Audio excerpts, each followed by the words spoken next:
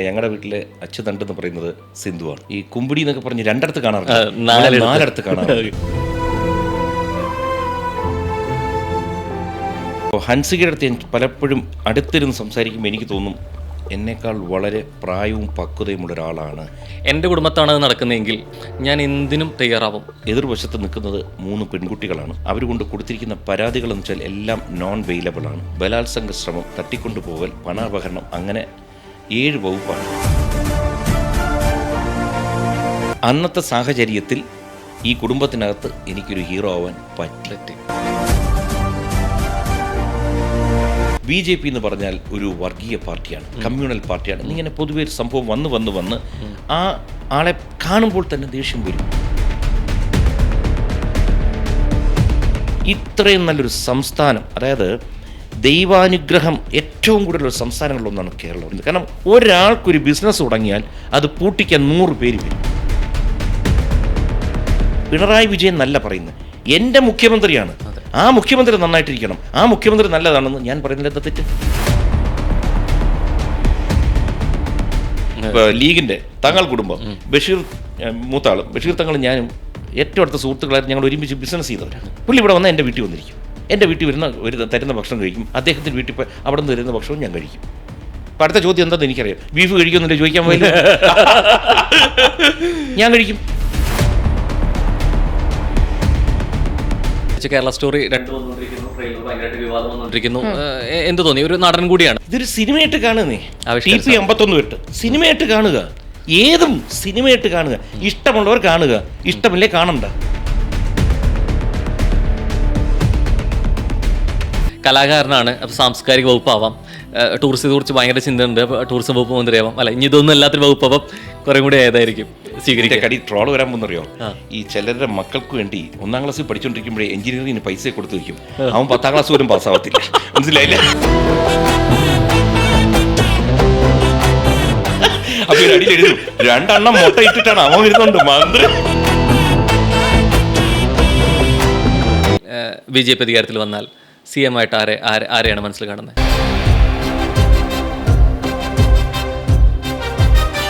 BJP തവണ ഇപ്പം കാണുന്നതായിരിക്കില്ല, announce ചെയ്ത് കഴിഞ്ഞാൽ ഒരു സുനാമി പോലൊരു വരവുണ്ടാവും.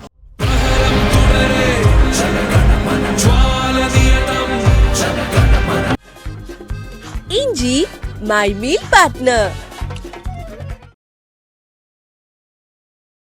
മകളായും ഭാര്യയായും അമ്മയായും അമ്മമ്മയായും ഒരുപക്ഷെ സ്ത്രീ ജീവിതത്തിൻ്റെ ഏറ്റവും ഭംഗിയുള്ള ശൃംഖലയെ അച്യുതണ്ടെന്ന പോൽ മനോഹരമാക്കുന്ന ഒരാൾ. ഒരുപക്ഷെ അദ്ദേഹത്തിലെ നടനിനേക്കാൾ പൊതുപ്രവർത്തനേക്കാൾ ജനസ്വീകാര്യത എന്താണെന്ന് ചോദിച്ചു കഴിഞ്ഞാൽ അയാളിൽ അച്ഛനിലായിരിക്കും. വിശേഷമായിട്ട് കൂടിയുള്ളത് മലയാളികളുടെ പ്രിയപ്പെട്ട വ്യക്തിത്വം കൃഷ്ണകുമാർ സാറാണ്. നമസ്കാരം സാർ. ഈ സാറ് വിളി ആദ്യം ഒഴിവാക്കുക, ചേട്ടനും വേണ്ട, അങ്കിളെന്ന് വിളിച്ചാൽ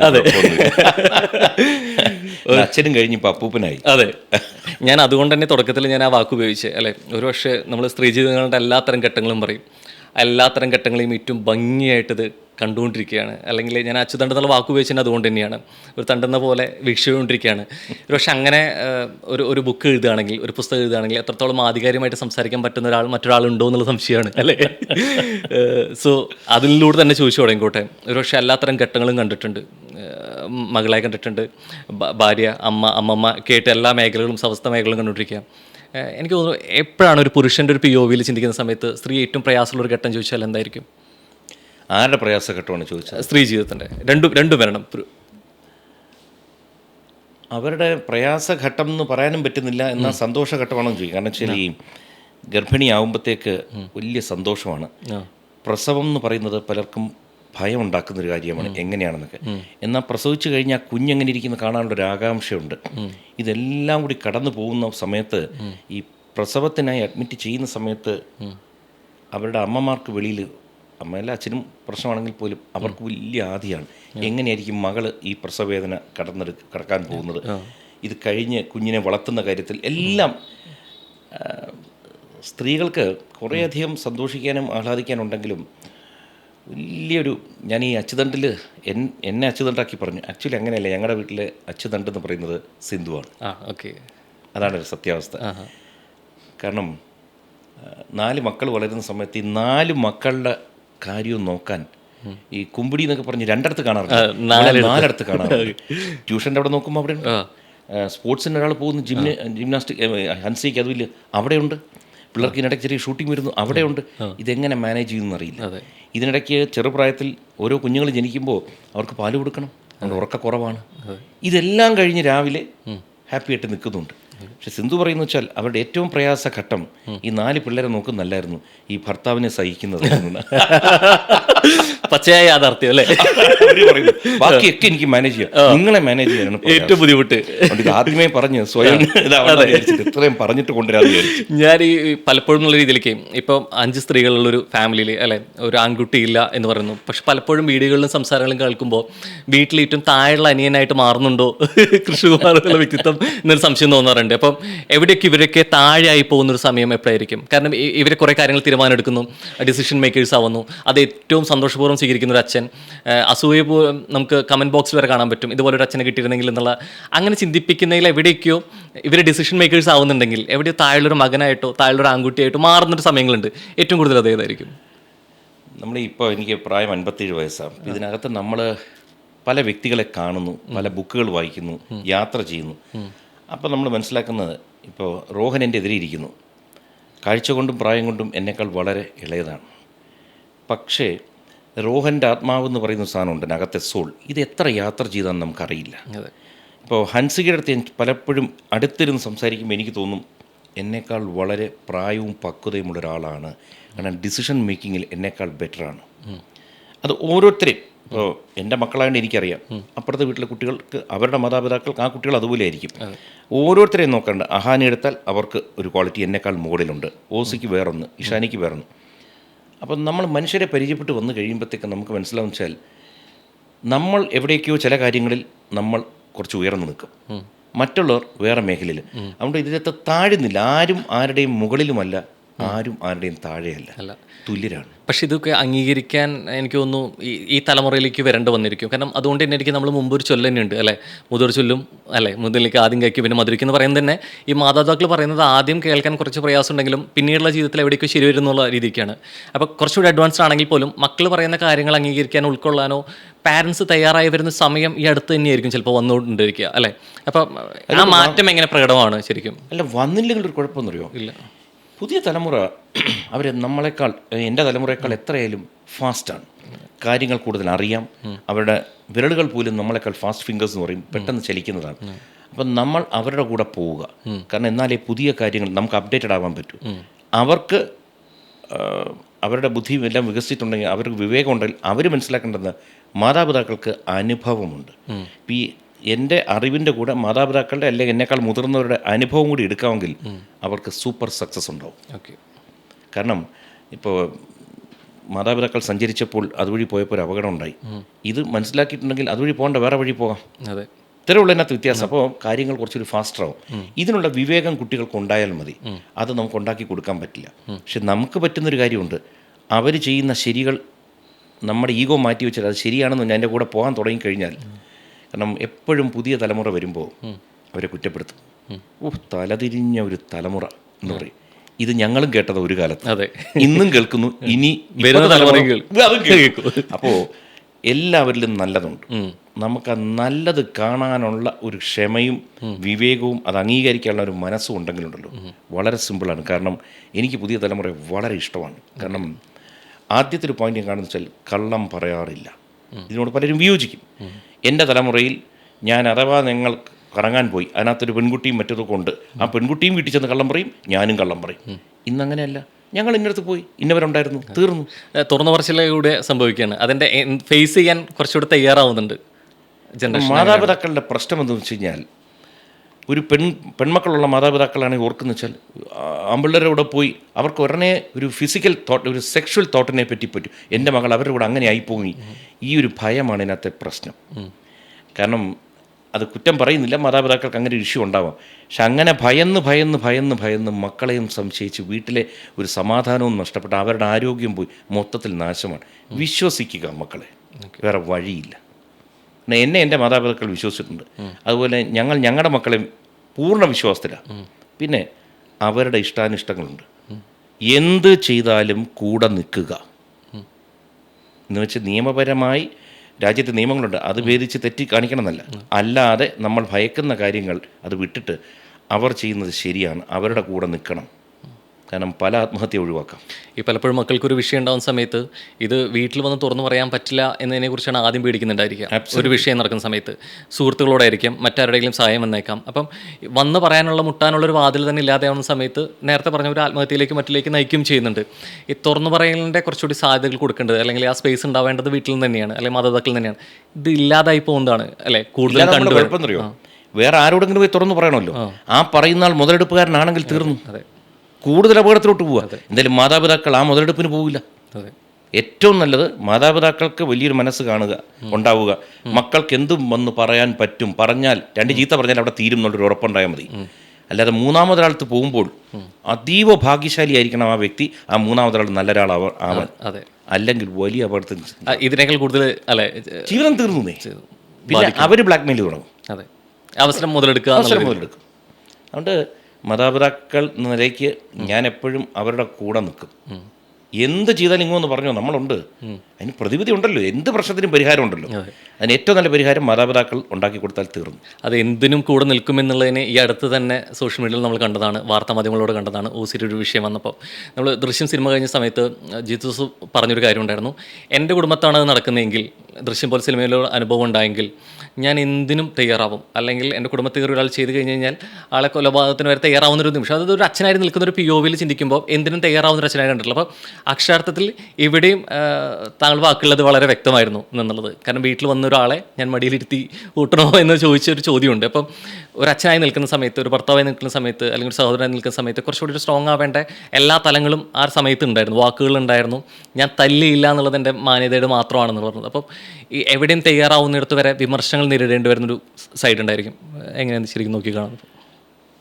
ഞങ്ങൾ ആ കാര്യത്തിൽ ഞങ്ങൾ അതീവ ഭാഗ്യശാലികളുമായിരുന്നു, അല്ലെങ്കിൽ അനുഗ്രഹീതരുമായിരുന്നു. കാരണം ഈ വിഷയം വന്നപ്പോൾ തന്നെ നമുക്ക് പിടികിട്ടി ഇതിനകത്ത് വലിയ കുഴപ്പം നടന്നിട്ടുണ്ട്. എതിർവശത്ത് നിൽക്കുന്നത് 3 പെൺകുട്ടികളാണ്. അവർ കൊണ്ട് കൊടുത്തിരിക്കുന്ന പരാതികളെന്ന് വെച്ചാൽ എല്ലാം നോൺ ബെയിലബിളാണ്. ബലാത്സംഗ ശ്രമം, തട്ടിക്കൊണ്ടുപോകൽ, പണാപഹരണം, അങ്ങനെ 7 വകുപ്പാണ്. 7ഉം നോൺ ബെയിലബിൾ തന്നെ. എന്താണ് ഇതിൻ്റെ മാക്സിമം വരാൻ പോകുന്നത് നമുക്ക് പിടികിട്ടി. പക്ഷെ അന്നേരം മകളാണെങ്കിൽ 9ാം മാസത്തിലോട്ട് കിടക്കുന്ന ഗർഭിണിയാണ്. 3-4 തവണ ഹോസ്പിറ്റലിൽ കൊണ്ട് അഡ്മിറ്റ് ചെയ്യേണ്ടി വരുന്നു. ഇത് എനിക്ക് തോന്നുന്നു ഏത് മാതാപിതാക്കളും ചിലപ്പോൾ ഞാൻ ചിന്തിക്കുന്ന പോലെ ആയിരിക്കും ചിന്തിക്കുന്നു. പക്ഷെ നമുക്ക് അന്നേരം ഒരു ഭാഗ്യം എന്ന് വെച്ച് കഴിഞ്ഞാൽ മാനസികമായിട്ടൊരു ധൈര്യം കിട്ടി, നല്ല നല്ല ബന്ധങ്ങൾ നമ്മുടെ ചുറ്റും ഉണ്ടായിരുന്നു. അതുകൊണ്ട് അതിനെ ഏറ്റവും നല്ല രീതിയിൽ നേരിടാൻ പറ്റി. നേരിടുമ്പോൾ തന്നെ നമുക്ക് ശക്തി പകരുന്ന വെച്ചാൽ അവിടെ 4 പെൺമക്കളും ഒരു ഭാര്യയും 5 സ്ത്രീകൾ.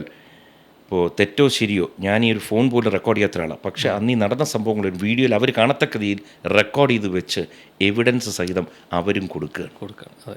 അപ്പോൾ ഇതിനകത്ത് കുറച്ച് പുറകോട്ട് പോകും. എന്തെങ്കിലും വിഷയം വരുമ്പോഴത്തേക്ക് നമ്മുടെ വീട്ടിനകത്ത് എന്തെങ്കിലും പ്രശ്നമുണ്ടെങ്കിൽ പോലും ആ സമയത്ത് നമ്മൾ ഒത്തൊരുമയോടെ നിന്ന് കഴിഞ്ഞാൽ ഏത് പ്രശ്നവും നേരിടാൻ പറ്റും. അതിനോടൊപ്പം ഏറ്റവും നല്ല ഭാഗ്യ നിമിഷമായിരുന്നു. ഈ പ്രശ്നം നെഗറ്റീവായിട്ട് കണ്ടാലും കേരളത്തിൽ ഇപ്പോൾ പ്രത്യേകിച്ച് ഞാൻ BJP രാഷ്ട്രീയത്തിൽ നിൽക്കുന്നതിനാണ്. BJPയുടെ സ്വാഭാവികമായിട്ടും വലിയ എതിർപ്പ് വരേണ്ട കാര്യങ്ങളുണ്ടായിരുന്നു. പക്ഷേ കേരള സമൂഹം എൻ്റെ ഒരു ഇതിൽ 97-98% ആൾക്കാർ രാഷ്ട്രീയം, ജാതിഭേദം ഒന്നും നോക്കാതെ ശരിവശത്ത് നിന്നു. അവിടെ ഭാഗ്യം കൂടി വേണം. ആ ഭാഗ്യമാണ് നമ്മളെ നയിച്ചത്. അപ്പോൾ അങ്ങനെ ഒരു ഘട്ടം വന്നപ്പോൾ ഞാൻ വിചാരിച്ചു, അതിന് മുമ്പേ തന്നെ ഞാൻ തീരുമാനിച്ചു, എന്തോ വന്നാലും കൂടി വന്നാൽ എന്തു വരും ഞങ്ങൾ വീട്ടിൽ ചർച്ച ചെയ്തു. ആദ്യമേ ചിന്തിച്ചു ഒരു അറസ്റ്റ് വന്നാൽ എന്തൊക്കെയാണ്. അപ്പോൾ ഇതെല്ലാം ഞാൻ വീട്ടിൽ ഞങ്ങളെല്ലാം കൊണ്ട് സംസാരിച്ച് കഴിഞ്ഞപ്പോൾ തന്നെ നമുക്ക് സമ്മാനം ഇതല്ലേ എന്നെ പരമാവധി വരാൻ പോകുന്നത്. അവിടെ നിന്ന് വർക്ക് ചെയ്ത് തുടങ്ങി. പിന്നെ കള്ളം എന്ന് പറഞ്ഞ സാധനം ജീവിതത്തിൽ പറഞ്ഞിട്ടില്ല. യാതൊരുവിധ ഒരു ആരോപണം എനിക്കെതിരെ കൊണ്ടുവരാൻ കഴിയില്ല. 2 ഇലക്ഷൻ ഫൈറ്റ് ചെയ്താണ്, സാമ്പത്തിക ഇഷ്ടം പോലെ വരുന്നതാണ്, ഒരു ആരോപണവും അവിടെ വന്നിട്ടില്ല. ഇതൊക്കെ ഭാഗ്യം കൊണ്ടാണ് കേട്ടോ. കാരണം ഈ തെറ്റുകൾ ചെയ്തവരെല്ലാം മോശക്കാരായിട്ടല്ല, സാഹചര്യത്തിൻ്റെ ഒരു പ്രശ്നമാണ്. ഈ സാഹചര്യമാണ് ഒരു ഹീറോയും വില്ലനെയും സൃഷ്ടിക്കുന്നത്. അന്നത്തെ സാഹചര്യത്തിൽ ഈ കുടുംബത്തിനകത്ത് എനിക്കൊരു ഹീറോ ആവാൻ പറ്റി. അതാണ് എൻ്റെ ഒരു ബേസിക് സത്യം. കാരണം ഇത്രയും പേരുടെ പ്രാർത്ഥന ഉണ്ടായി അതിനകത്ത്. നമ്മൾ കണ്ടതും കാണാത്തതുമായ ലക്ഷക്കണക്കിന് ആൾക്കാർ അത് ഭയങ്കരമായിട്ട് സഹായിച്ചു. അതുകൊണ്ട് ഈ കേസിൽ നിന്ന് നമ്മൾ പുറത്തോട്ടും വന്നു. ഈ തെറ്റ് ചെയ്തവർ അകത്തു. ഞങ്ങൾ കൊടുത്ത കേസ് പ്രകാരം കോടതിയിലിരിക്കുന്നു. ഞങ്ങൾക്കെതിരെ ഉള്ള കേസിൻ്റെ റിപ്പോർട്ട് ഇതുവരെ വന്നിട്ടില്ല. റിപ്പോർട്ട് വന്നാൽ ചിലപ്പോൾ അവർ തള്ളാം, പോലീസുകാർ. ഇല്ല, കോടതിയിൽ വന്നാൽ നമ്മൾ അതിൻ്റെ അനന്തര നടപടിക്ക് പോകണം. വരും. ഇപ്പോൾ ഇതിൽ തന്നെ പറഞ്ഞൊരു കാര്യമുണ്ട്, BJP രാഷ്ട്രീയമുണ്ട്, ചിലപ്പോൾ ഒരു പക്ഷേ ശരിപക്ഷം നമ്മുടെ ആണെങ്കിൽ പോലും വലിയൊരു എതിർപ്പ് വന്നേക്കാം, നേരിട്ടേക്കാം എന്നുള്ള സാധ്യതകളൊക്കെ പറഞ്ഞു. ഈ നേരത്തെ നമ്മൾ തുടക്കത്തിൽ പറഞ്ഞിട്ടുണ്ട്, ഈ എല്ലാ ഘട്ടത്തിലും അതിൻ്റെ ഒരു ഗ്രാഫ് ലെവൽ നോക്കുകയാണെന്നുണ്ടെങ്കിൽ നടനായിട്ട് ഭയങ്കരമായിട്ട് സ്വീകാര്യത കിട്ടി. വ്യക്തിപരമായിട്ടുള്ളൊരു ആശയം സംസാരിച്ച് കഴിഞ്ഞപ്പോൾ എതിർപ്പുകളും വിമർശനങ്ങളും വന്നു. തിരിച്ച് ഇപ്പോഴത്തെ ഒരു അച്ഛനായിട്ടുള്ള സ്വീകാര്യത വളരെ വലുതാണ്. അപ്പോൾ കൃഷ്ണകുമാർ എന്നൊരു വ്യക്തി ചെയ്ത് നോക്കി കഴിഞ്ഞാൽ ഈ ഗ്രാഫ് ഭയങ്കരമായിട്ട് ഇത് വേവ് അടിച്ചുകൊണ്ടേ ഇരിക്കുന്നുണ്ട്. അപ്പം ഇത് കൃത്യമായിട്ട് ബാലൻസ് ചെയ്ത് പോകുന്നുണ്ട്. ഒരിക്കൽ പോലും ചിരിക്കാതെ അല്ലെങ്കിൽ ഒരു സമ്മർദ്ദത്തിന് വഴങ്ങിയിട്ട് ഒരിക്കൽ പോലും താങ്കൾ ഓൺ സ്ക്രീനിലും ഓഫ് സ്ക്രീനിലും കണ്ടിട്ടില്ല. ഐ മീൻ നവമാധ്യമങ്ങളാണെങ്കിൽ പോലും. അപ്പം ഇതെങ്ങനെയാണ് കൃത്യമായിട്ടൊരു വേവിനെ ബാലൻസ് ചെയ്യാൻ പറ്റുന്നത് എങ്ങനെയാണ്? ഈ അനുഭവത്തിൽ നിന്നായിരിക്കും. കാരണം വെച്ച് കഴിഞ്ഞാൽ ജീവിതത്തിൽ ഏറ്റക്കുറച്ചിലുകൾ കണ്ടു വളർന്ന ഒരാളാണ്. വലിയൊരു കുടുംബത്തിൽ ജനിക്കുന്നു. പക്ഷേ വലിയ കുടുംബത്തിൽ ജനിച്ചു, സാമ്പത്തികം ഉണ്ടായിട്ട് കാര്യമില്ല. നമ്മുടെ യൂണിറ്റ് എന്ന് പറയുന്നത് എൻ്റെ അച്ഛനമ്മയാണ്. എൻ്റെ അച്ഛൻ്റെ അമ്മയുടെയും സഹോദരിയും സഹോദരന്മാരും പണക്കാരായി എന്ന് വെച്ച് ഞങ്ങൾ പണക്കാരാവണമെന്നില്ല. അപ്പം നമുക്ക് വലിയൊരു വീഴ്ച സംഭവിച്ച് താഴേ തട്ടിലോട്ട് പോയി, താഴെ ചെയ്യുന്നതിനപ്പുറം പോകാനില്ല. അവിടെ നിന്ന് വീണ്ടും കയറി വരുന്നു. അപ്പം നമ്മളിത് രണ്ടും കണ്ടു കഴിഞ്ഞാൽ ഒരു ഗുണം വെച്ച് കഴിഞ്ഞാൽ അതും ചെറുപ്രായത്തിൽ കണ്ടു തുടങ്ങണം. നമ്മൾ പ്രയാസങ്ങൾ കണ്ടു വളർന്നാൽ, വേദന കൊണ്ട് നമ്മൾ അനുഭവിച്ച് വളർന്നു കഴിഞ്ഞാൽ ഗുണം വെച്ചാൽ 2-3 കാര്യങ്ങളാണ്. അപ്പുറത്ത് നിൽക്കുന്ന ആളുടെ കാര്യങ്ങൾ മനസ്സിലാക്കാൻ എളുപ്പമാണ്, വേദനയാണെങ്കിലും നല്ലതാണെങ്കിലും. ഈ പത്രക്കാർ വരുമ്പോൾ അവരെന്ത് ചോദിക്കുന്നു എനിക്കറിയാം, അവരെന്തിനാണത് ചോദിക്കുന്നതെന്ന് എനിക്കറിയാം. പിന്നെ ഞാനും ഒരു ജേർണലിസ്റ്റായിട്ട് ലൈഫ് സ്റ്റാർട്ട് ചെയ്യുന്നു. പിന്നെ എൻ്റെ ജീവിതത്തിലെ അനുഭവങ്ങൾ ചെയ്യാത്ത ജോലികളില്ല, എല്ലാ തരത്തിലുള്ള ജോലികളും ചെയ്തു. അപ്പോൾ എന്ത് പറ്റുമെന്ന് വെച്ച് കഴിഞ്ഞാൽ വളരെ ഈസിയാണ് ലൈഫ് ഹാൻഡിൽ ചെയ്യാൻ. മാത്രമല്ല നമ്മുടെ ഈ ആശുപത്രികളിലൊക്കെ നമ്മൾ പോകുമ്പോൾ പണ്ട് പറയും ECG ഇങ്ങനെ പോകാം, അതെ, നേരെ പോയ പ്രശ്നം, ആള് തീർന്നു. അപ്പോൾ കുറച്ച് മെയ്വഴക്കത്തോടെ നമ്മൾ ജീവിക്കുന്നത് നല്ലതുണ്ട്. വിട്ടുവീഴ്ച ചെയ്തു കൊടുക്കുക. എതിരെ നിൽക്കുന്ന ആൾ ചീത്ത പറയുമ്പോൾ നിങ്ങളുടെ പ്രായത്തിലാണ് ഞാൻ ചിലപ്പോൾ തിരിച്ച് ഞാനും പറയാൻ തോന്നുമായിരുന്നു. പക്ഷെ അവിടെ തൊട്ടേ നമ്മൾ വിചാരിച്ചു, ഈ എമ്പതി എന്നൊരു ഫാക്ടർ എപ്പോഴും പറയുമല്ലോ, ലുക്ക് ഫ്രം അതർ ഷൂസ് എന്ന് പറയും. അപ്പോൾ അതർ ഷൂസ് എന്ന് പറയുമ്പോൾ അവരുടെ ഭാഗത്തുനിന്ന്, ഇപ്പോൾ റോഹൻ്റെ ഭാഗത്തുനിന്ന് രോഹൻ ഒരു കാര്യം പറയുമ്പോൾ എനിക്ക് ദേഷ്യം വേണ്ട കാര്യം, എന്തിനാണ് രോഹൻ അങ്ങനെ പറയുന്നത് എന്ന് ആലോചിക്കാൻ ഒരു സെക്കൻഡ് നമ്മുടെ ബ്രെയിൻ വർക്ക് ചെയ്താൽ അപ്പുറത്ത് നിൽക്കുന്ന ആളുടെ സൈഡിൽ നിന്ന് കൂടെ ചിന്തിച്ചാൽ മതി. പിന്നെ ശരിയും തെറ്റും ഇല്ല ആക്ച്വലി. എൻ്റെ ശരി എന്നുള്ളൊരു പ്രശ്നമാണ്. നിങ്ങൾക്കൊരു ശരിയുള്ളതുകൊണ്ടാണ് നിങ്ങളത് പറയുന്നത്. അപ്പോൾ നിങ്ങളുടെ ശരിയെ ഞാൻ അംഗീകരിക്കാൻ തുടങ്ങിക്കഴിഞ്ഞാൽ പ്രശ്നം അവസാനിക്കും. ഈ പലപ്പോഴും വന്നാണെങ്കിലും ഇത്തരം വീഡിയോകൾ വരുന്ന സമയത്താണെങ്കിലും നവമാധ്യമങ്ങളിൽ കാണുമ്പോൾ അദ്ദേഹം നല്ലൊരു അച്ഛനാണ്, നല്ലൊരു നടനാണ്, നല്ലൊരു വ്യക്തിയാണ്, അദ്ദേഹത്തിൻ്റെ രാഷ്ട്രീയം ഒഴികെ ഇത് സ്ഥിരം കാണുന്നൊരു സംഭവമാണ്. ഒരു നടനായിട്ട് അംഗീകരിക്കുമ്പോഴും ഒരു കലാകാരനെ അദ്ദേഹത്തിൻ്റെ കല ഇഷ്ടപ്പെടുമ്പോഴും വ്യക്തിപരമായിട്ടുള്ള കക്ഷി രാഷ്ട്രീയം പറയുന്ന സമയത്ത് ഈ എതിർപ്പുകൾ വരുന്നത് എന്തുകൊണ്ടാണ്? ഒരു കലാകാരന് രാഷ്ട്രീയം പാടില്ല എന്നുണ്ടോ ഇവിടുത്തെ ഒരു മലയാളക്കരയുടെ ഒരു ചിന്ത അങ്ങനെ പോകുന്നുണ്ടോ? അതല്ലെങ്കിൽ അവരുടേതായിട്ടുള്ള ഇഷ്ട രാഷ്ട്രീയം സ്വീകരിക്കുന്നില്ല എന്നാണോ? ഏതൊക്കെ കൂടി ശരി? അല്ല, നറേറ്റീവ്സിൻ്റെ വിഷയമാണ്. കാരണം ഓരോ പാർട്ടികളെ പറ്റി മറ്റ് പാർട്ടികൾ നറേറ്റീവ്സ് ഉണ്ടാക്കും. BJP എന്ന് പറഞ്ഞാൽ ഒരു വർഗീയ പാർട്ടിയാണ്, കമ്മ്യൂണൽ പാർട്ടിയാണ്. ഇങ്ങനെ പൊതുവെ ഒരു സംഭവം വന്ന് ആ ആളെ കാണുമ്പോൾ തന്നെ ദേഷ്യം വരും. ഇപ്പോൾ ഞാൻ തിരിച്ച് കാണുന്ന വെച്ചാൽ കോൺഗ്രസിനകത്ത് നിൽക്കും, അവർക്ക് ചില കാഴ്ചപ്പാടുകളുണ്ട്, അത് അവരുടെ ശരികളാണ്. അതുകൊണ്ടാണല്ലോ അവർ പറയുന്നത്. പക്ഷേ കോൺഗ്രസ് രാഷ്ട്രീയത്തിൽ വന്നിട്ടും വിമർശനം നേരിടുന്നുണ്ട്. പ്രത്യേകിച്ച് ജഗദീഷേട്ടനെ നല്ലപോലെ കേട്ടിട്ടുണ്ട്, പിഷാരടിക്ക് നല്ലപോലെ കേൾക്കുന്നുണ്ട്. അപ്പോൾ അതും നമ്മൾ കാണുന്നതാണ്. രമേശ് പിഷാരടി ജഗദീഷേട്ടൻ വന്ന് അത് വരുന്നുണ്ട്. അതെ, അതെപ്പോഴും കാരണം കഷ്ടപ്പെട്ട് താഴേന്ന് വളർന്നു വരുന്നവരുണ്ട് രാഷ്ട്രീയത്തിന്. അവർ നോക്കുമ്പോൾ പെട്ടെന്നൊരു ദിവസം ഇതേ സിനിമയിൽ നിന്ന് ഇവിടെ വന്നു, അയാൾക്ക് സ്ഥാനാർത്ഥിത്വം കൊടുക്കുന്നു. അപ്പോൾ ഇതെല്ലാ പാർട്ടിയിലുണ്ട്. എൻ്റെ ഇതിനകത്ത്, പക്ഷേ എൻ്റെ ഇതിനകത്ത് ചില വിഷയം വേദനയുള്ളവരെ ഞാൻ പോയി കണ്ടിട്ട് ഞാൻ പറഞ്ഞു കൊടുത്തു, നമ്മൾ സിനിമയിൽ നിന്ന് പൊതുജീവിതത്തിൽ നിന്ന് വന്നവരാണ്, നിങ്ങളുടെ രാഷ്ട്രീയത്തിൽ നിന്നും രണ്ടിടത്തും കഷ്ടപ്പാടുണ്ട്. ആരും പെട്ടെന്ന് വളർന്നവരല്ല. അടിയും തല്ലും വഴക്കും മോശങ്ങളെല്ലാം കണ്ടും കേട്ടും വളർന്നത്. അപ്പോൾ അവിടെയും പൊതുരംഗമാണ്, ഇതും പൊതുരംഗമാണ്. ജോലിയുടെ വ്യത്യാസമുള്ളൂ. പക്ഷെ പാർട്ടി ചിന്തിക്കുന്നു, ആ സിനിമയിൽ നിന്ന് ഇവരെ ഇവിടെ കൊണ്ടുവന്നു കഴിഞ്ഞാൽ കുറച്ചുകൂടി വോട്ട് അധികം കിട്ടാം, ഈ പാർട്ടിയെ നന്നാക്കാൻ വേണ്ടിയിട്ടല്ലേ നമ്മളെ കൊണ്ടുവന്നത്. അപ്പോൾ നമ്മൾ തമ്മിൽ ചേർന്ന് പോയാൽ നിങ്ങൾക്കും എനിക്കും അവസാനം നമ്മുടെ പാർട്ടി വളരണമെന്നല്ലേ ഉള്ളൂ. അപ്പോൾ ഈ ഇങ്ങനെ കുറ്റം പറയുന്നവരിൽ തെറ്റ് പറയാൻ പറ്റില്ല. കാരണം വെച്ചാൽ ഞാൻ ചിലർക്ക് പേഴ്സണൽ മെസ്സേജ് ഞാൻ താഴെ എഴുതും. എന്നെ പറ്റി നിശ്ചിതമായി വിമർശിച്ചവർക്ക് ഞാൻ താഴെ ഒരു മെസ്സേജ് ചെയ്യും, സഹോദരൻ എന്തുകൊണ്ടാണ് ഇതൊക്കെ പറയാനുണ്ടായ കാരണം എനിക്ക് താങ്കളെ അറിയത്തില്ല, പക്ഷേ നിങ്ങളുടെ ആദ്യം പറഞ്ഞ കാര്യങ്ങൾ ഇഷ്ടമുണ്ട്, ഞാൻ രണ്ടാമത് പറഞ്ഞു ടക്കനെ മറുപടി വരും, അയ്യോ ചേട്ടാ അതെ എനിക്ക് ചേട്ടാ, അയ്യോ നിങ്ങൾക്ക് വലിയ ഇഷ്ടമാണ് കേട്ടോ, മക്കളൊക്കെ വലിയ ഇഷ്ടമാണ്. ഞാൻ പിന്നെ അന്നേരത്തെ ഇത് പറഞ്ഞു, ഞാൻ പിന്നെ ട്രിവാൻഡ്രം വരുമ്പോൾ ബാ ഒരു ദിവസം ഓഫീസിൽ പോവാം, കംപ്ലീറ്റ് തീർന്നു. അപ്പോൾ ഈ മോശം പറയുന്നവരില്ലേ, അവരാരും മോശക്കാരായിട്ടില്ല. ആ സെക്കൻഡിൽ എന്തെങ്കിലും തോന്നി എഴുതുന്നു, ആ നിമിഷം കൊണ്ട് സംഭവിക്കുന്നത്. പിന്നെ തോന്നിയിട്ടുണ്ട് എപ്പോഴെങ്കിലും ഞാൻ സ്വീകരിച്ചത് BJP രാഷ്ട്രീയമല്ലായിരുന്നെങ്കിൽ ഈ എതിർപ്പുകൾ ഉണ്ടാവില്ലായിരുന്നു എന്ന്? ഇല്ല, അത് വേറെ ടൈപ്പിലുള്ള എതിർപ്പ് വരും. അത് ഒരു മനുഷ്യൻ, അമിതാഭ് ബച്ചൻ പറഞ്ഞിട്ടുണ്ട്, നിങ്ങൾക്ക് ആരും നിങ്ങൾക്ക് ശത്രുക്കളൊന്നും ഇല്ലെങ്കിൽ എങ്ങനെയെങ്കിലും കഷ്ടപ്പെട്ട് കുറച്ച് പണം സമ്പാദിക്കുക, കുറച്ച് പേര് സമ്പാദിക്കുക, ഇത് കൂടെ വന്നോളൂ. അതെ, വളർച്ചയിലാണ് ശത്രുക്കൾ വരാന്നുള്ളത്. ഞാൻ ചോദിക്കട്ടെ, നിങ്ങൾ പ്രത്യേകിച്ച് ഇപ്പോൾ രാഷ്ട്രീയത്തിലില്ല, നിങ്ങളുടെ മേഖലയ്ക്കകത്ത് നിങ്ങളൊരു ചെറിയ സ്റ്റാറാണ്, അപ്പം നിങ്ങൾക്ക് ആവശ്യത്തിന് തെറി വീഴുന്നില്ലേ? രക്ഷപ്പെട്ടു നിങ്ങൾ ഇനി വളരാൻ വളർച്ച. അതെ, അതില്ലെങ്കിലുണ്ടല്ലോ നിങ്ങൾ തീർന്നു. കാരണം നമ്മളൊരു സിനിമ അഭിനയിച്ചിട്ട് വെളി വന്നിട്ട് ചിലര് നമ്മളങ്ങനെ ചോദിക്കുന്നു, അനിയ സിനിമ കണ്ടു? ആ കണ്ടു, എങ്ങനെയുണ്ട്? ആ നല്ല പടം ചേട്ടാ, ഞാനും കണ്ടായിരുന്നു. ചേട്ടൻ പടത്തിലുണ്ടായിരുന്നു? അങ്ങനെ ചോദിച്ചു പോയാൽ തീർന്നില്ലേ? അതേസമയം നിങ്ങൾ പരമ ബോറായിരുന്നു എന്ന് പറഞ്ഞാൽ രജിസ്റ്റേർഡ് ആയിട്ടുണ്ട് അവിടെ. അതെ, ഇല്ലെങ്കിലാണ് പ്രശ്നം. അതുകൊണ്ട് രോഹനൊരു കാര്യം മനസ്സിലാക്കിക്കൊടുക്കുക, നമ്മുടെ ശത്രുതയുടെ അളവ് എത്ര കൂടുന്നു അതനുസരിച്ച് വളർച്ച കയറും. 100 പേര് കാണുമ്പോൾ 99 ഇഷ്ടപ്പെട്ടാൽ ഈ ഇഷ്ടപ്പെടുന്നൊരു വലുതായിട്ടൊന്നും എഴുതത്തില്ല, എതിർക്കുന്നവൻ എഴുതും. അത് സ്പ്രെഡ് ആവും. അത് അത്രേ ഉള്ളൂ. അവർ ചെയ്യുന്ന സഹായം ചില്ലറയില്ല. കാരണം ഇപ്പം നമ്മളൊരു വ്ളോഗ് ഇടുമ്പോഴത്തേക്ക് നമ്മുടെ ബന്ധുക്കളടുത്ത് സുഹൃത്തുക്കൾക്ക് നമ്മൾ അയച്ചു കൊടുത്തിട്ട് ഡവ് ഒന്ന് ഷെയർ ചെയ്യണേ, ലൈക്ക് ചെയ്യണമെന്ന് പറയും, വിട്ടു. അതേസമയം ഒരു ശത്രു ഉണ്ടെങ്കിൽ അവരുന്ന് 24 മിനിറ്റ് 4 മിനിറ്റ് 1 സെക്കൻഡ്, എടാ ഇവിടെ ഒരു മിസ്റ്റേക്ക് ഉണ്ട് കേട്ടോ, 100 പേർക്ക് എഴുതിയിട്ട് എടാ ഒന്ന് ഷെയർ ചെയ്തേക്കണേ, ഇത് 1000 ആവും, 1,00,000 വരെ ആവും. ആ വ്യക്തിയാണ് നമ്മുടെ സ്വന്തക്കാരൻ എന്ന് പറയുന്നത്, ശരിയായ ബന്ധു എന്ന് പറയുന്നത്. കാരണം നമ്മളെ വളർത്തുന്ന അവരാ, അവരും ഇല്ലേ നമ്മൾ തീർന്നു. അതുകൊണ്ട് അങ്ങനെ വരുമ്പോൾ കുറച്ച് ശത്രുക്കളൊക്കെ വേണം അല്ലേ? ജീവിതം ഒന്നും അല്ലാതായി. ഇപ്പം കുറേ കൂടി താരങ്ങൾ BJP രാഷ്ട്രീയത്തിലോട്ട് വരും നമ്മൾ കണ്ടുകൊണ്ടിരിക്കുന്നുണ്ട്. പക്ഷേ അത് കുറച്ചുകൂടെ മുമ്പ് നോക്കിക്കഴിഞ്ഞാൽ വളരെ കുറച്ച് പേരായിരിക്കും. അതായത് അതിലൊന്നാണ് താങ്കൾ എന്നുള്ളത്. തീർച്ചയായിട്ടും എങ്ങനെ BJP രാഷ്ട്രീയത്തിലോട്ടുള്ള ഒരു വരവ് എങ്ങനെയായിരുന്നു അങ്ങനത്തെ ഒരു എൻട്രി? ഇല്ല, ഞാൻ ചെറുപ്രായത്തിൽ 1982 ശാഖയിൽ പോയിക്കൊണ്ടിരുന്ന ഒരാളാണ്. അത് കഴിഞ്ഞ് കോളേജിൽ പോകുമ്പോൾ ABVP ഇങ്ങനെ വരുന്നെങ്കിലും എനിക്കൊരിക്കലും നേതാവാകാൻ ഇഷ്ടമുള്ള ഒരാളല്ല. മറ്റുള്ളവർക്ക് വേണ്ടി വർക്ക് ചെയ്യുക, പ്രചരണം നടത്തുക, പോസ്റ്റർ ഒട്ടിക്കുക. കോളേജ് പഠിക്കുമ്പോഴും അങ്ങനെയൊക്കെയായിരുന്നു. അന്നത്തെ പല സ്ഥാനമാനങ്ങളോടൊരു താല്പര്യം ഇല്ല, പണ്ടും ഇല്ല. കാരണം വെച്ച് കഴിഞ്ഞാൽ എൻ്റെ ആഗ്രഹം വേറെയായിരുന്നു. NCCയിലുണ്ടായിരുന്നു, ആർമിയിൽ പോകണം.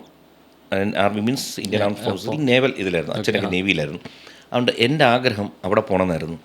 പക്ഷെ നമ്മുടെ തലയിലെടുത്തുന്നൊരു സ്ഥാനമുണ്ട്, അതിനെ നമുക്ക് തിരുത്താൻ പറ്റില്ല. അന്ന് C സർട്ടിഫിക്കറ്റ് ഹോൾഡറാണ്, RD പരേഡിന് പോയി, പാരാജമ്പിങ്ങിന് പോയി, എല്ലാം ഉണ്ട്. പരീക്ഷ 2 തോറ്റു. ഏതാ NDA നാഷണൽ ഡിഫൻസ് അക്കാദമി തോറ്റു, അത് കഴിഞ്ഞ് OTS എഴുതി തോറ്റു. അപ്പം നമുക്കത് എഴുതിയിട്ടില്ല. അന്നത് ഭയങ്കര വിഷമമായി പോയി, കാരണം തകർന്നു പോയി. ഇന്നാണെങ്കിൽ C സർട്ടിഫിക്കറ്റും ഡിഗ്രി ഉണ്ടെങ്കിൽ ഡയറക്റ്റ്ലി സെക്കൻഡ് ലെഫ്റ്റനൻ്റായിട്ട് നമ്മൾ എടുക്കുകയും ചെയ്യും. അന്നതില്ല. അപ്പോൾ നോക്കിക്കോളൂ, ഞാൻ എപ്പോഴും വിശ്വസിക്കുന്ന കാര്യം തലയിലെഴുത്താണ് നമ്മുടെ ജീവിതം നയിക്കുന്നത്. പക്ഷെ എഴുതിയ എഴുത്ത് നല്ല കിടലിന് എഴുത്തല്ലേ, തലയെഴുത്ത് അല്ലേ? അതുകൊണ്ട് എല്ലാവരും കൊതിക്കുന്ന ഒരു അച്ഛനെ കിട്ടി, നടനായിട്ട് നിൽക്കുന്നു, വ്ളോഗറായിട്ട് നിൽക്കുന്നു, രാഷ്ട്രീയക്കാരൻ അല്ലെ, സമസ്ത മേഖലകൾ ഒരേ സമയം ചെയ്യാൻ പറ്റും അല്ലെ? മിലിറ്ററി ഇവിടെ വരും ചെയ്തു. അതായത് റിയൽ ലൈഫ് അല്ലെ, റിയൽ ലൈഫ് റിയലിലോട്ട് വന്നു എന്നുള്ള പറഞ്ഞ പോലെ അങ്ങനത്തെ ഒരു സംഭവം കൂടി സംഭവിച്ചു. അപ്പോൾ ഒരേ സമയത്ത് കിട്ടി. ഒരു പക്ഷെ അത് മിലിറ്ററി ചിട്ടയിലെ ഇങ്ങനെ പോയേനെ. നമുക്ക് എപ്പോഴും പണ്ട് പറയും, ഈ തലയിലെഴുത്താണ് നമ്മളെ നയിക്കുന്നത്, ശക്തിയും ബുദ്ധിയുമല്ല. തലയിൽ എഴുതിയിട്ടുണ്ടെങ്കിൽ എന്തുമാവും. കാരണം വെച്ചാൽ ഇപ്പം നമ്മൾ ഉറ്റുനോക്കുന്നതാണ് മുഖ്യമന്ത്രി പദം, പ്രധാനമന്ത്രി, ഇതൊക്കെ രാഷ്ട്രീയത്തിൽ വലിയതാണ്. അതിൻ്റെ താഴെ IAS ഓഫീസേഴ്സും മറ്റവരുണ്ട്, ശക്തിയും ബുദ്ധിയും എല്ലാം വെച്ച് അവരല്ലേ മുന്നിൽ. പക്ഷെ ആരാണ് അവിടെ എത്തുന്നത്? അത് തലയിലെടുത്ത് നമ്മളെ നയിക്കും. അതുകൊണ്ട് വളരെ പീസ്ഫുള്ളായിട്ട് കിടന്നുറങ്ങിക്കൂടുക, ജോലിയൊക്കെ എടുക്കുക, ഹാർഡ് വർക്ക് ചെയ്യുക, വേണേൽ സ്മാർട്ട് വർക്ക് ചെയ്യുക, വാട്ട് എവർ ഇറ്റ് ഈസ്. പക്ഷെ അതിലങ്ങ് വിശ്വസിച്ചേക്ക്, എത്തിക്കേണ്ടടുത്ത് എത്തിച്ചോളും. നഗരസഭ തിരുവനന്തപുരം BJP അല്ലേ, ഒരു ശക്തമായിട്ടുള്ളൊരു സാന്നിധ്യം വരവ് അറിയിച്ചു കഴിഞ്ഞു. കൃത്യമായിട്ട് അത് കഴിഞ്ഞൊരു സ്റ്റേറ്റ്മെൻറ്റ് ഉണ്ടായിരുന്നു നഗരസഭയിൽ. ഇവിടെ തിരുവനന്തപുരത്ത് വരവ് അറിയിച്ചു കഴിഞ്ഞു. ഈ ഓളം കാസർഗോഡ് വരങ്ങ് അടിക്കും, നിയമസഭാ തെരഞ്ഞെടുപ്പ് വരുമ്പോൾ ആ ഓളത്തിൻ്റെ റിസൾട്ട് കാണാൻ പറ്റുമെന്നുള്ള രീതിയിലേക്ക് ഒരു എക്സ്പെക്ടേഷൻ എങ്ങനെയാണ്? എത്ര സീറ്റ് നേടുമെന്നൊരു എക്സ്പെക്ടേഷൻ ഉണ്ട്? ഇത്തവണ എക്സ്പെക്ടേഷൻ മുഴുവൻ തെറ്റാൻ പോകുന്നതിനൊരു കാരണമുണ്ട് എല്ലാവരുടെയും. കാരണം ഈ SIR എന്ന് പറയുന്ന സാധനം വന്നു, സ്പെഷ്യൽ ഇൻറ്റൻസീവ് റിവ്യൂ എന്ന് പറഞ്ഞു. അപ്പോൾ അതെന്താണെന്ന് വെച്ച് കഴിഞ്ഞാൽ വേറെ ഒന്നുമില്ല, വോട്ടർ പട്ടിക ശുദ്ധീകരിക്കുന്നു. വോട്ടർ പട്ടിക ശുദ്ധീകരിക്കുമ്പോൾ മെയിനായിട്ട് 3 കാറ്റഗറി ആൾക്കാർ വോട്ടർ പട്ടികയിൽ നിന്ന് പുറത്തു പോകും. മരണമടഞ്ഞവർ. കാരണം 23 വർഷം മുമ്പാണ് ഈ വോട്ടർ പട്ടിക തിരുത്തിയിരിക്കുന്നത്. 23 വർഷം കൊണ്ട് മരണമടഞ്ഞ സംഖ്യ എത്രയാണെന്ന് അളവില്ലാതെ ഇപ്പോൾ കൃത്യ അളവുണ്ട്.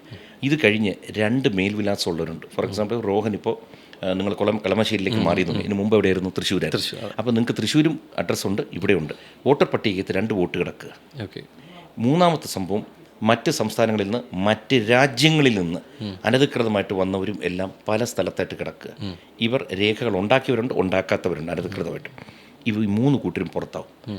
ഉദാഹരണത്തിന് കേരളത്തിൽ ഇപ്പോൾ 9 ലക്ഷം പേര്, ആദ്യം ഡ്രാഫ്റ്റ് വന്നപ്പോൾ 25 ലക്ഷം വോട്ടേഴ്സ് പുറത്തായിരുന്നു. ഏകദേശം 10%. അവിടെ 2,69,00,000 പേരെ കൊണ്ട് വോട്ടേഴ്സ് എത്തണം. അപ്പോൾ എന്ത് പറ്റും വെച്ചാൽ 25 ലക്ഷത്തിൽ നിന്ന് വീണ്ടും പലരെയും ഇൻക്ലൂഡ് ചെയ്തു. കാരണം ന്യായമായ ആൾക്കാരുണ്ട്, പുറത്ത് ജീവിക്കുന്നവർക്ക് അഡ്രസ്സ് ഇല്ലാത്തവർ, അതെല്ലാം കയറി കഴിഞ്ഞ് 9 ലക്ഷം വോട്ടേഴ്സ് ഇപ്പോൾ പുറത്തു പോയിരിക്കുക. അപ്പോൾ ചില മണ്ഡലങ്ങളിൽ, പ്രത്യേകിച്ച് മെയിൻ സിറ്റി ഏരിയകളിലൊക്കെ 40,000 വരെ വോട്ട് കുറയും. ഇപ്പോൾ ഉദാഹരണത്തിന് വട്ടിയൂർക്കാവിൽ 2,80,000 പേരുണ്ടെങ്കിൽ അത് 1.60 എത്രയാവും. അതിൻ്റെ 70% പേര് വോട്ട് ചെയ്യുമ്പോൾ 1,10,000 ആവും. അപ്പോൾ പണ്ട് ഇവിടെ 61,000 വോട്ട് വേണം ജയിക്കാൻ, അല്ലെങ്കിൽ 60,000 പുറത്ത് വേണമെങ്കിൽ ഇനി ഒരു 40,000 നേടിയാൽ ആൾ ജയിക്കാൻ പറ്റും. അതുകൊണ്ട് കംപ്ലീറ്റ് കണക്കൂട്ടിൽ തെറ്റും, മാറ്റം വരും. ഇതാരുടെ വോട്ടാണ് പോകുന്നത്? പക്ഷേ ആ ഒരു ഇപ്പോൾ ആ സ്റ്റേറ്റ്മെൻറ്റ് പറയുന്നത് പറയുന്ന സമയത്താണെങ്കിൽ പോലും BJPയുടെ ഒരു A ക്ലാസ് മണ്ഡലങ്ങൾ എടുത്തു നോക്കി കഴിഞ്ഞാൽ ആദ്യം പറയുന്ന ഒരു വട്ടിയൂർക്കാവാണ് അല്ലേ. നിയമാണെന്നുണ്ടെങ്കിൽ അതുപോലെ കഴക്കൂട്ടാണെങ്കിലും ഒക്കെ പ്രതീക്ഷകൾ വെക്കുന്ന ഒരു സമയം കൂടിയാണ്.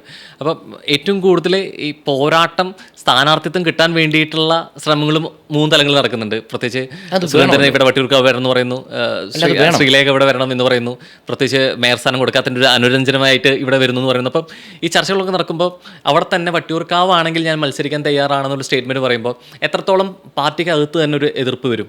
അങ്ങനെ വന്നിട്ടുണ്ടോ? അല്ല, എതിർപ്പുകൾ ഞാൻ അറിയാറില്ല, കാണാറില്ല, ശ്രദ്ധിക്കാറില്ല. കാരണം നമുക്കൊരാഗ്രഹമുണ്ടെങ്കിൽ പറയണം. പൊതുവേ നമ്മുടെ രാഷ്ട്രീയ ഇതിൽ ആൾക്കാർ എനിക്ക് താല്പര്യമില്ല, എനിക്ക് മത്സരിക്കാൻ താല്പര്യമില്ല എന്നൊക്കെ പറയും. പക്ഷെ ഞാൻ നേരെ തിരിച്ചു പറയും, നമ്മൾ ഈ രംഗത്ത് വന്നു കഴിഞ്ഞ് പാർട്ടിയിൽ മെമ്പർഷിപ്പ് എടുത്തു കഴിഞ്ഞാൽ സ്ഥാനമാനങ്ങൾ, അധികാര കേന്ദ്രം, ഇതിലെല്ലാം ഭാഗമാവാൻ തന്നെയാണ് ഇവിടെ വരുന്നത്. അല്ലാതെ ഞാൻ ജീവിതകാലം മുഴുവൻ ചുമ്മാ ഞാൻ പോസ്റ്റർ ഒട്ടിച്ച് നടക്കാമെന്ന് പറയത്തില്ല.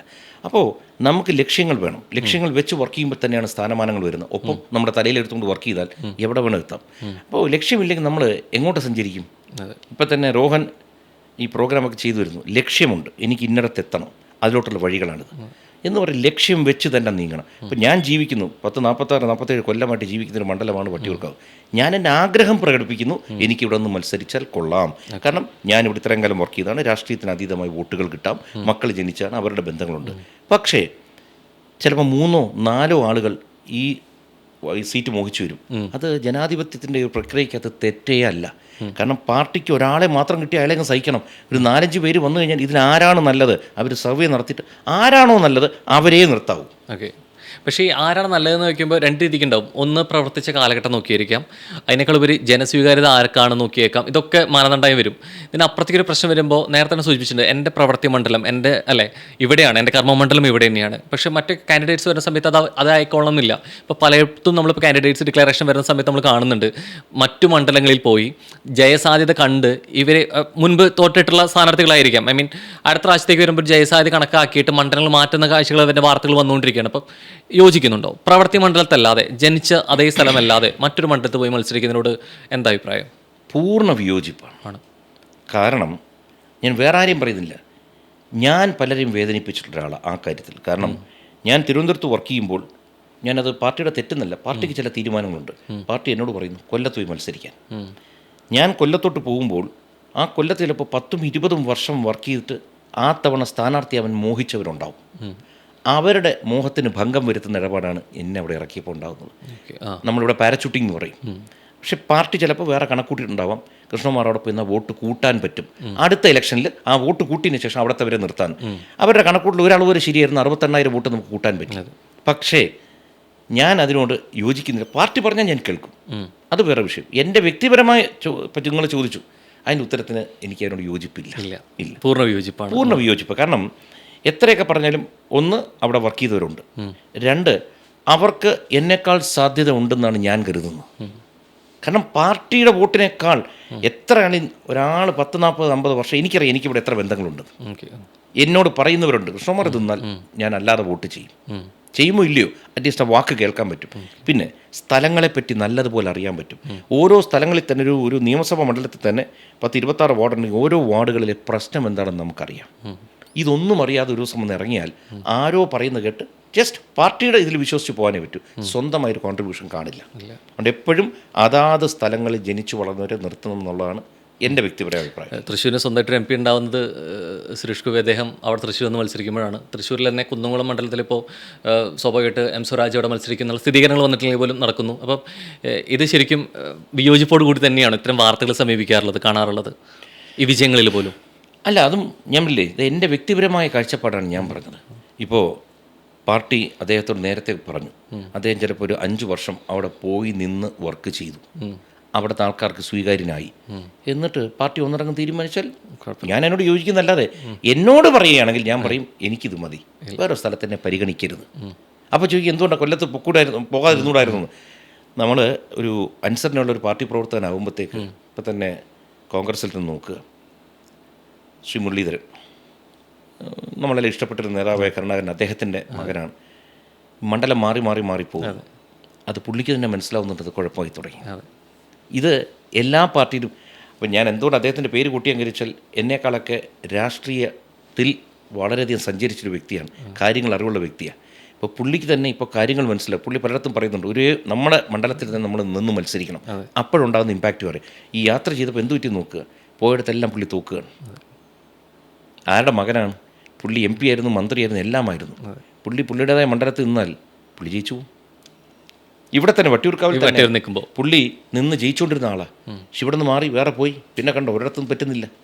ഇതൊക്കെ നമുക്ക് നമ്മുടെ പാർട്ടിയിൽ തന്നെ പഠിക്കണമെന്നില്ല. മറ്റു പാർട്ടിയിലെ പക്ഷേ എൻ്റെ MLA ആയിരുന്നു അദ്ദേഹം. ഞങ്ങൾ എതിർച്ചേരിയിലാണെങ്കിൽ എൻ്റെ MLA തന്നെയായിരുന്നു, അത് നമുക്ക് മാറ്റി പറയാൻ പറ്റില്ലല്ലോ. അപ്പം നമ്മൾ അതിൽ നിന്നും പഠിക്കണം. ഈ പണ്ടൊരു ഇംഗ്ലീഷിൽ ചൊല്ലുണ്ട്, ലേൺ ഫ്രം ദ മിസ്റ്റേക്സ് എന്നാണ് പണ്ട് പറഞ്ഞിരുന്നത്. അതായത് നമ്മുടെ തെറ്റുകളിൽ നമ്മൾ പഠിക്കും. പക്ഷെ ഇപ്പോൾ പറയുന്ന പുതിയ തലമുറ പറയുന്നത് learn from others mistakes also. എല്ലാ തെറ്റും ഞാൻ തന്നെ ചെയ്ത് പഠിക്കണമെന്നില്ല, മറ്റുള്ള കണ്ടനുഭവങ്ങളിൽ നിന്നാലും മതി എന്നുള്ളത്. ഒരു പക്ഷേ നിയമസഭ വരുന്ന സമയത്ത് ഏറ്റവും കൂടുതൽ ഒരു ത്രികോണ മത്സരം നടക്കാൻ സാധ്യതയുള്ളത് വട്ടിയൂർക്കാവ്. പറയാനൊരു കാരണം കൂടെ, ഒന്ന് BJPയുടെ ഏറ്റവും സാധ്യതയുള്ള A ക്ലാസ് മണ്ഡലങ്ങളൊന്ന് വട്ടിയൂർക്കാവ് പറയുന്നു. അവിടേക്ക് 2-3 സ്ഥാനാർത്ഥികൾ ഇപ്പോൾ തന്നെ ആവശ്യപ്രകടനം പറയുന്നു. അതിനപ്പുറത്തോട്ടുള്ളത് നിലവിലെ MLA ആയിട്ട് VK പ്രശാന്ത് ഈ സമകാലമായിട്ട് നടന്നുള്ള സർവേകളിൽ മികച്ച MLA ആരെന്നുള്ള ചോദ്യത്തിന് കൂടുതൽ സർവേ കിട്ടുന്ന ഒരു MLA ആയിട്ട് അവിടെ നിൽക്കുന്നു. ഇതിനപ്പുറത്തേക്ക് മുരളീധരനാകുമ്പോൾ വട്ടിയൂർക്കാവിൻ്റെ അടുത്ത സ്ഥാനാർത്ഥിയായിട്ട് വരുന്നു. അപ്പോൾ എല്ലാ അക്ഷരാർത്ഥത്തിലൊരു ത്രികോണ മത്സരത്തിന് ഏറ്റവും കൂടുതൽ സാധ്യത വട്ടിയൂർക്കാവായിരിക്കും നിയമസഭ. സംശയമില്ല, പലയിടത്തും വരും. അതിലൊന്ന് വട്ടിയൂർക്കാവ് തന്നെയായിരിക്കും, ആണ്, യാതൊരു തർക്കവുമില്ല. ഒടുവിലെ റിസൾട്ട് എന്തായിരിക്കും? ആർക്കൊപ്പം നിൽക്കും? അല്ല, അതായത് സ്വാഭാവികമായിട്ട് ഞാൻ BJPയുടെ പക്ഷത്തും എനിക്ക് BJP ജയിക്കണമെന്ന് ആഗ്രഹം. പക്ഷേ അതിശക്തമായ, കാരണം ഇത്തവണ വലിയ ഭൂരിപക്ഷത്തിൽ ആരും ജയിക്കാൻ പോകുന്നില്ല. ഒരു 3000 മുതൽ 5000-ത്തിനപ്പുറം പോകാൻ സാധ്യതയെ കാണുന്നില്ല. ഒന്ന് ഈ SIR, 2 BJP ഇത്തവണ ഇപ്പോൾ കാണുന്നതായിരിക്കില്ല, അനൗൺസ് ചെയ്ത് കഴിഞ്ഞാൽ ഒരു സുനാമി പോലൊരു വരവുണ്ടാവും. കാരണം നാമനിർദ്ദേശ പത്രം കൊടുക്കാനും എല്ലാം. കാരണം ഇന്ന് 10-17 സംസ്ഥാനങ്ങളിൽ ഭരണത്തിലിരിക്കുക, മുഖ്യമന്ത്രിമാരൊഴുകും കേന്ദ്രമന്ത്രിമാരൊഴുകും. ഇവിടെ ഒരു മെഗാ ഷോ ആയിരിക്കും സംഭവിക്കുന്നത്. ആൾക്കാരിൽ അത് ഭയങ്കരമായ ടിൽറ്റുണ്ടാകും. കാരണം ആൾക്കാരെല്ലാം ഇന്ന് പണം മുടക്കാൻ മടിയില്ലാത്ത ഒരു തലമുറയാണ്, പ്രത്യേകിച്ച് ചെറുപ്പക്കാരെന്ന് പറയുന്നത്. അവരെ സംബന്ധിച്ചിടത്തോളം ഭംഗിയുള്ള വസ്തുക്കൾ, വേഗത്തിൽ നീങ്ങുന്ന കാര്യങ്ങൾ, സ്പീഡിനോടൊക്കെ വലിയ താല്പര്യമാണ്. അതുകൊണ്ടാണ് കേരളം കുറേ കാലമായിട്ട് നമ്മൾ നിശ്ചലമായിപ്പോയി. എന്തുകൊണ്ടാണ് കേരളത്തിൽ നിന്ന് ആൾക്കാർ മുഴുവൻ വെളിയിലോട്ട് പോകുന്നത്? എനിക്ക് ഉയർന്ന പഠിത്തം വേണം, എനിക്ക് മെച്ചപ്പെട്ട ജീവിതം വേണം, ഇതൊന്നും ഇവിടെ കിട്ടാതാവുന്നു. ഇതുകൊണ്ടാണ് ഏറ്റവും കൂടുതൽ ആളുകൾ ഇന്ത്യക്ക് അതായത് കേരളത്തിന് പുറത്തോട്ടും ഇന്ത്യക്ക് പുറത്തോട്ടും കേരളത്തിൽ നിന്ന് പോകാൻ കാര്യം. കേരളത്തിന് പുറത്തോട്ട് പറയുന്നു, നമ്പർ 1 സ്റ്റേറ്റ് ആയിട്ട് വിദ്യാഭ്യാസ രംഗത്ത് കേരളം സംസാരിച്ചുകൊണ്ടിരിക്കുന്നു. അപ്പോൾ ഈ വൈരുദ്ധ്യം എവിടെയാണ്? കേട്ടില്ല. കേരളം നമ്പർ 1 എന്നുള്ള രീതിയിലേക്ക് എഡ്യൂക്കേഷൻ്റെ കാര്യത്തിൽ പറയുമ്പോഴും കേരളത്തിന് പുറത്താണ് കൂടുതൽ മികച്ച വിദ്യാഭ്യാസം നേടുന്നു പറയുമ്പോൾ ഇതിൻ്റെ ഒരു വൈരുദ്ധ്യം എവിടെയാണ് കിടക്കുന്നത്? അല്ല, നമ്മൾ ഇപ്പോൾ എൻ്റെ പാർട്ടി ഭരിച്ചാൽ പോലും നമ്മൾ സത്യമായി പറയാൻ തുടങ്ങുക, അപ്പോഴേ ഇത് പറ്റത്തുള്ളൂ. ഇന്ന് PR-ൻ്റെ ഒരു കാലമാണ്. ഈ നമ്പർ 1 എന്ന് പറയുമ്പോൾ നമുക്കറിയാമല്ലോ എന്തുകൊണ്ട് കുട്ടികൾ ഇവിടുന്ന് പുറത്തു പോകുന്നത്. മികച്ച ജോലി, മികച്ച ശമ്പളം, മികച്ച ജീവിതം. ഈ ഇപ്പം തന്നെ ഒറ്റ കാര്യം പറയാം, ഇന്ത്യയിലെ നേരെ ചൊവ്വേ നാഷണൽ ഹൈവേ ഇല്ലാത്ത ഒറ്റ സംസ്ഥാനങ്ങളൊന്ന് കേരളം. ഒന്ന് ആലോചിച്ച് നോക്കി. ഒരു കാലത്ത് നോർത്ത് ഈസ്റ്റൊക്കെ വികസനമില്ലായിരുന്നു, ഇന്ന് അവിടെ മുഴുവൻ മാറി. നിങ്ങൾ പുറത്തോട്ടൊന്ന് സഞ്ചരിക്കൂ. ഇവിടെ തന്നെ റോഡ് പണിക്ക് 36 കൊല്ലം അടഞ്ഞു കിടന്നു. കൊല്ലം ബൈപ്പാസ്, ആലപ്പുഴ ബൈപ്പാസ് 2014 ഫണ്ട് വന്നു. എന്നിട്ട് തർക്കം ഇടിഞ്ഞു വീഴുന്നു, അത് വീഴുന്നു. അപ്പോൾ പറയും അത് സെൻട്രലിൻ്റെ കുഴപ്പം. ഇത് ആരെവിടെ ചെയ്യുന്നത്? ആരുടെ മേൽനോട്ടത്തിലാണ്? ഇത് നമ്മൾ മനസ്സിലാക്കണം. ഈ സാധനം എന്തുകൊണ്ട് തീരുന്നില്ല ഇത്ര നാളായിട്ട്? ഭൂമി എടുക്കാൻ പ്രശ്നം, എന്തെടുത്താലും. എന്നാൽ ഇത്രയും നല്ലൊരു സംസ്ഥാനം, അതായത് ദൈവാനുഗ്രഹം ഏറ്റവും കൂടുതലൊരു സംസ്ഥാനങ്ങളിലൊന്നാണ് കേരളം. അറിയാം, ഗോഡ്സ് ഓൺ കൺട്രി ഒരു പരസ്യമാണ്. ശരിക്കും പറഞ്ഞാൽ ദൈവാനുഗ്രഹം എന്തെന്നറിയോ? ഒരു സൈഡിൽ നമുക്ക് വെസ്റ്റേൺ ഗാട്ട്സാണ്. നമുക്ക് എക്കോ ടൂറിസത്തിന് ഇത്രയും ഭംഗിയുള്ള സ്ഥലമില്ല, നമ്മൾ ഉപയോഗപ്പെടുത്തിയില്ല. അവിടെ നിങ്ങളുടെ താഴോട്ട് ഇറങ്ങുക. ഞാൻ കൊല്ലത്ത് ഇലക്ഷൻ എന്നപ്പോൾ എൻ്റെ കൃത്യം അറിയുന്നത്, നമുക്ക് നോക്കുമ്പോൾ അണക്കെട്ടുകൾ, ആറുകൾ, നദികൾ മുഴുവൻ കിടക്കുകയാണ് കൊല്ലത്ത് നടുഭാഗത്ത്. ഇപ്പുറത്തോട്ട് വന്നാൽ ഇത്രയും ലെങ്തി ഒരു കടപ്പുറം ലോകത്തില്ല. എന്നാൽ കിടക്കുന്ന കിടപ്പ് നോക്കി. ഈ സ്പോർട്സ് ടൂറിസം എന്ന സാധനമുണ്ട്. ഈ കടപ്പുറവുമായിട്ട് ബന്ധപ്പെട്ട് നമ്മൾ ഗോവയിൽ ചെന്ന് കഴിഞ്ഞാൽ വാട്ടർ ടൂറിസം ആണെങ്കിൽ ആറുകൾ, നമുക്ക് ഇതൊന്നും പ്രയോജനപ്പെടുത്തുന്നില്ല. ഇത്രയും റിസോഴ്സസ് ദൈവം വാരിക്കോരി കൊടുത്ത്, മഴയ്ക്ക് മഴ, വെയിലിന് വെയിൽ, എല്ലാം ഉണ്ട്. ഇന്ന് ആലോചിച്ച് നോക്കി. നമുക്ക് കണക്ടിവിറ്റി ഇല്ല. ഇപ്പോൾ എറണാകുളത്ത് നിന്ന് മൂന്നാർ 93 കിലോമീറ്ററാണ്.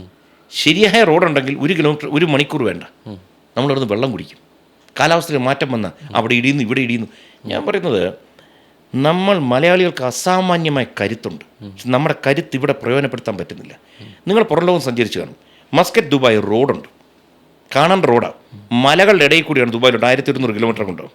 മുഴുവൻ മലകൾ, 6 വരി പാത, ഒരു കല്ല് താഴെ വീഴത്തില്ല. റോഡ് ഉണ്ടാക്കിയിരിക്കുന്ന പാറ്റേൺ കാണും. ഇതാരാ ഉണ്ടാക്കിയിരിക്കുന്നത്? ഗൾഫാർ മുഹമ്മദ് അലി, നമ്മുടെ മലയാളിയായ അദ്ദേഹത്തിൻ്റെ കൺസ്ട്രക്ഷൻ കമ്പനിയാണ്. ഒന്ന് ആലോചിച്ച് നോക്കി. പക്ഷെ നമുക്കതിവിടെ ഉപയോഗിക്കപ്പെട്ടിട്ടുണ്ട്. കാരണം ഒരാൾക്കൊരു ബിസിനസ് തുടങ്ങിയാൽ അത് പൂട്ടിക്കാൻ 100 പേര് വരും.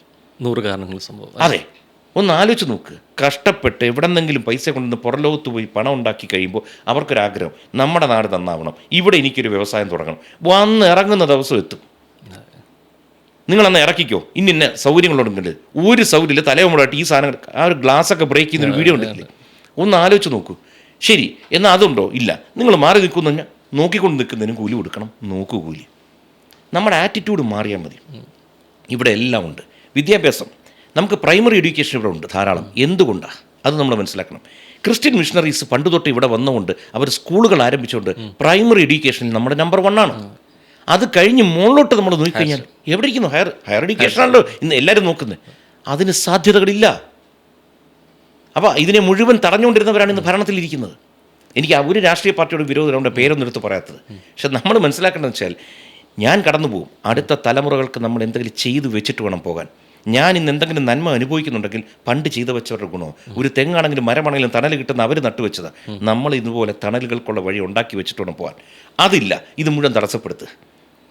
പിന്നെ നമ്മൾ നമ്പർ 1 വെറുതെ പറയരുത്.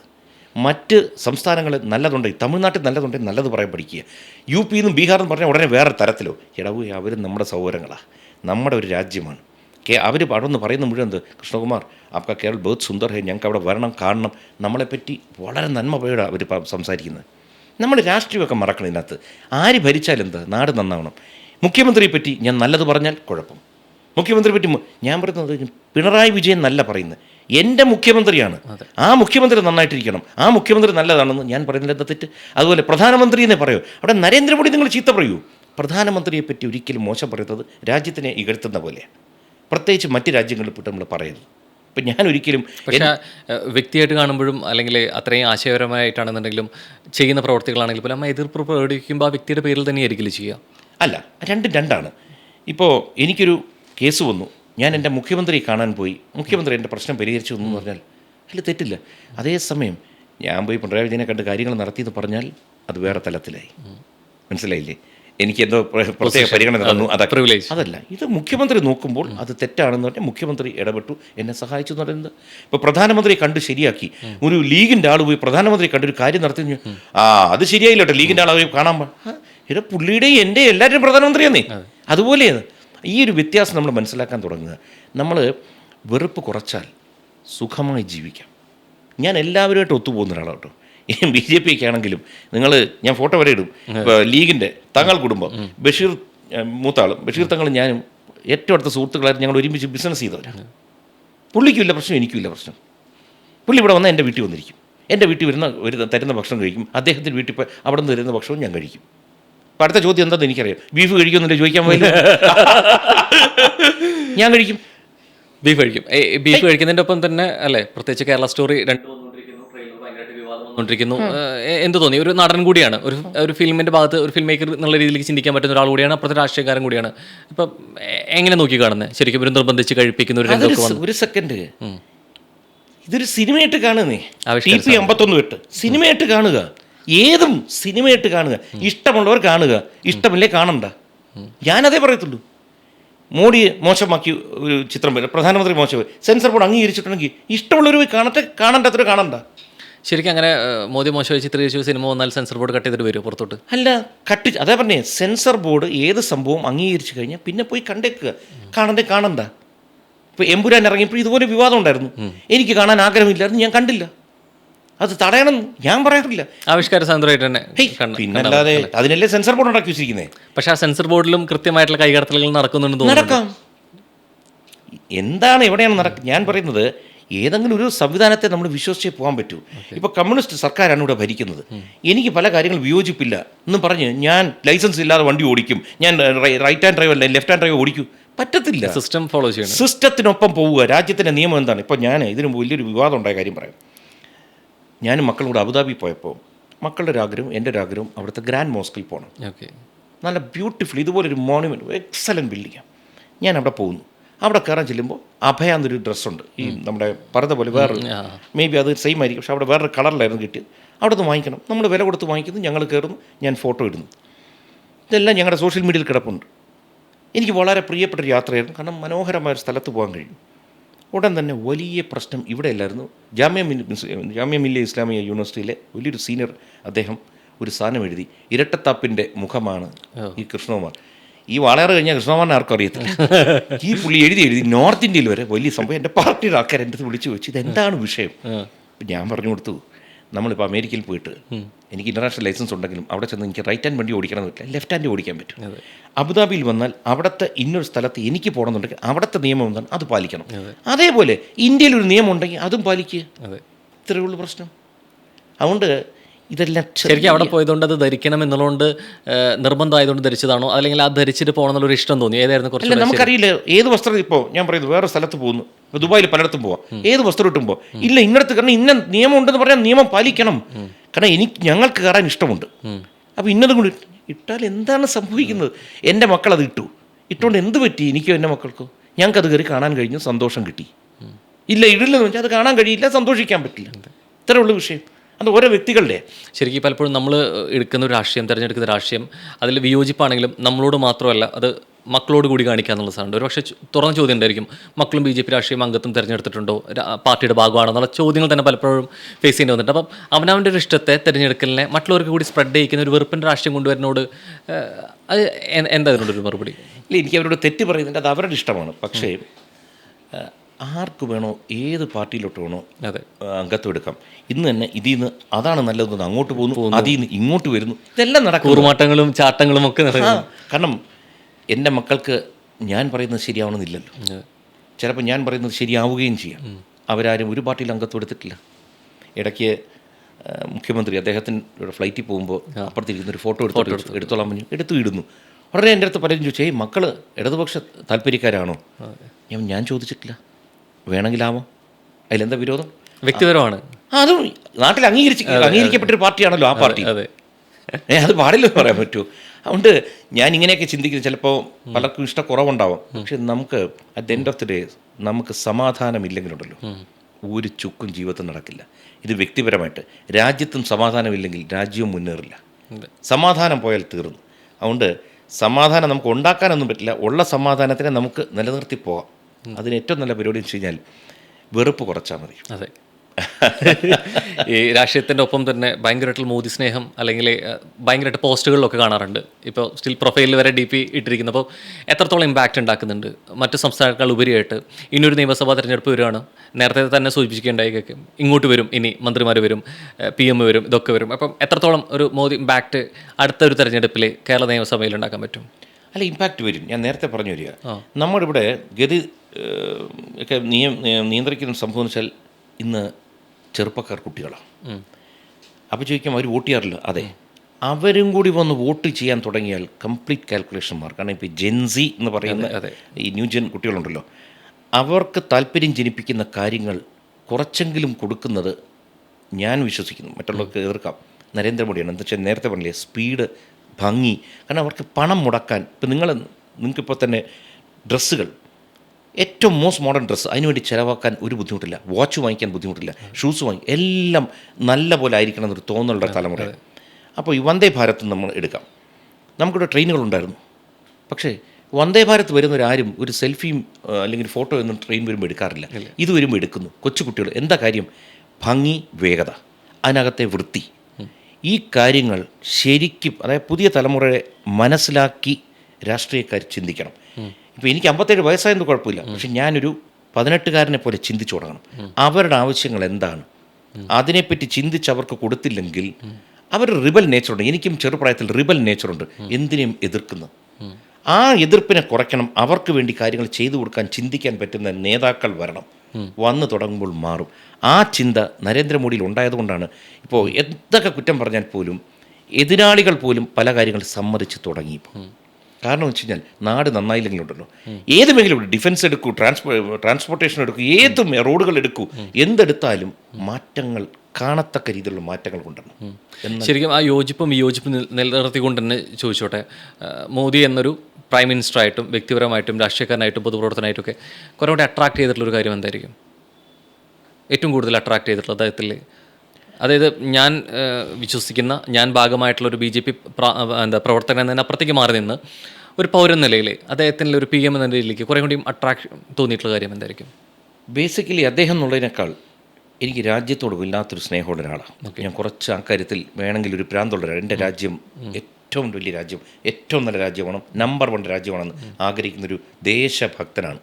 അപ്പോൾ എന്ത് പറ്റും വെച്ച് കഴിഞ്ഞാൽ പലപ്പോഴും നമ്മൾ പലയിടത്തും പരാജയപ്പെടുന്നു. നമുക്ക് നമ്മുടെ അടുത്ത് നിന്ന് നമ്മളെ ഭീഷണിപ്പെടുത്തുന്ന രാജ്യങ്ങളെ തകർക്കാനുള്ള ശേഷിയുണ്ട്, പക്ഷേ കാണിക്കുന്നില്ല. ചൈന കടന്നു കയറുന്നു, പാകിസ്ഥാൻ കടന്നു കയറി നമ്മുടെ ഭാഗങ്ങൾ പിടിച്ചെടുത്തുകൊണ്ട് പോയിരിക്കുന്നു. അക്സായ് ചിൻ ചൈനയുടെ കയ്യിലിരിക്കുകയാണ്. ഇപ്പുറത്ത് നമുക്ക് ഗിൽഗിറ്റ് തൊട്ട് താഴോട്ടെടുത്ത POK എല്ലാം അവരുടെ കയ്യിലിരിക്കുന്നു. എന്തുകൊണ്ട് ഇത് സംഭവിക്കുന്നു? ഞാൻ എപ്പോഴും നമ്മുടെ ഡിഫൻസ് എന്ന് പറയുന്ന സാധനമുണ്ട്. നമ്മുടെ സുരക്ഷാ സംവിധാനങ്ങൾ, സുരക്ഷാ ഏജൻസികളും എല്ലാം ശക്തമായി കഴിഞ്ഞാൽ നമ്മൾ ഒരു രാജ്യം എപ്പോഴും നോക്കുക. ഇപ്പം തന്നെ ഈ കഴിഞ്ഞ 2 ദിവസങ്ങളിൽ യുദ്ധം ആരംഭിച്ചിരുന്നു പല സ്ഥലത്തും. ഒരു രാജ്യത്തിൻ്റെ ഡിഫൻസ് ഫോഴ്സ് എത്ര സ്ട്രോങ് ആണോ അതാണ് രാജ്യത്തെ നിയന്ത്രിക്കുന്നത്. നമ്മൾ ദുബായിൽ പോകുമ്പോൾ ചിലപ്പോൾ ചില കാര്യങ്ങൾ കാണുമ്പോൾ ഇത് കൊള്ളാലോ, നമ്മുടെ നാട്ടിൽ ഇല്ലല്ലോ എന്നൊക്കെ പറയും. പക്ഷേ ഇറാൻ എന്ന് പറഞ്ഞ രാജ്യം ചുമ്മാ 2-3 തൊടുത്ത് വിട്ടപ്പോൾ തന്നെ ആ രാജ്യങ്ങൾ വിറങ്ങലിച്ച് കഴിഞ്ഞു. കാരണം ഡിഫൻസ് ഇല്ല.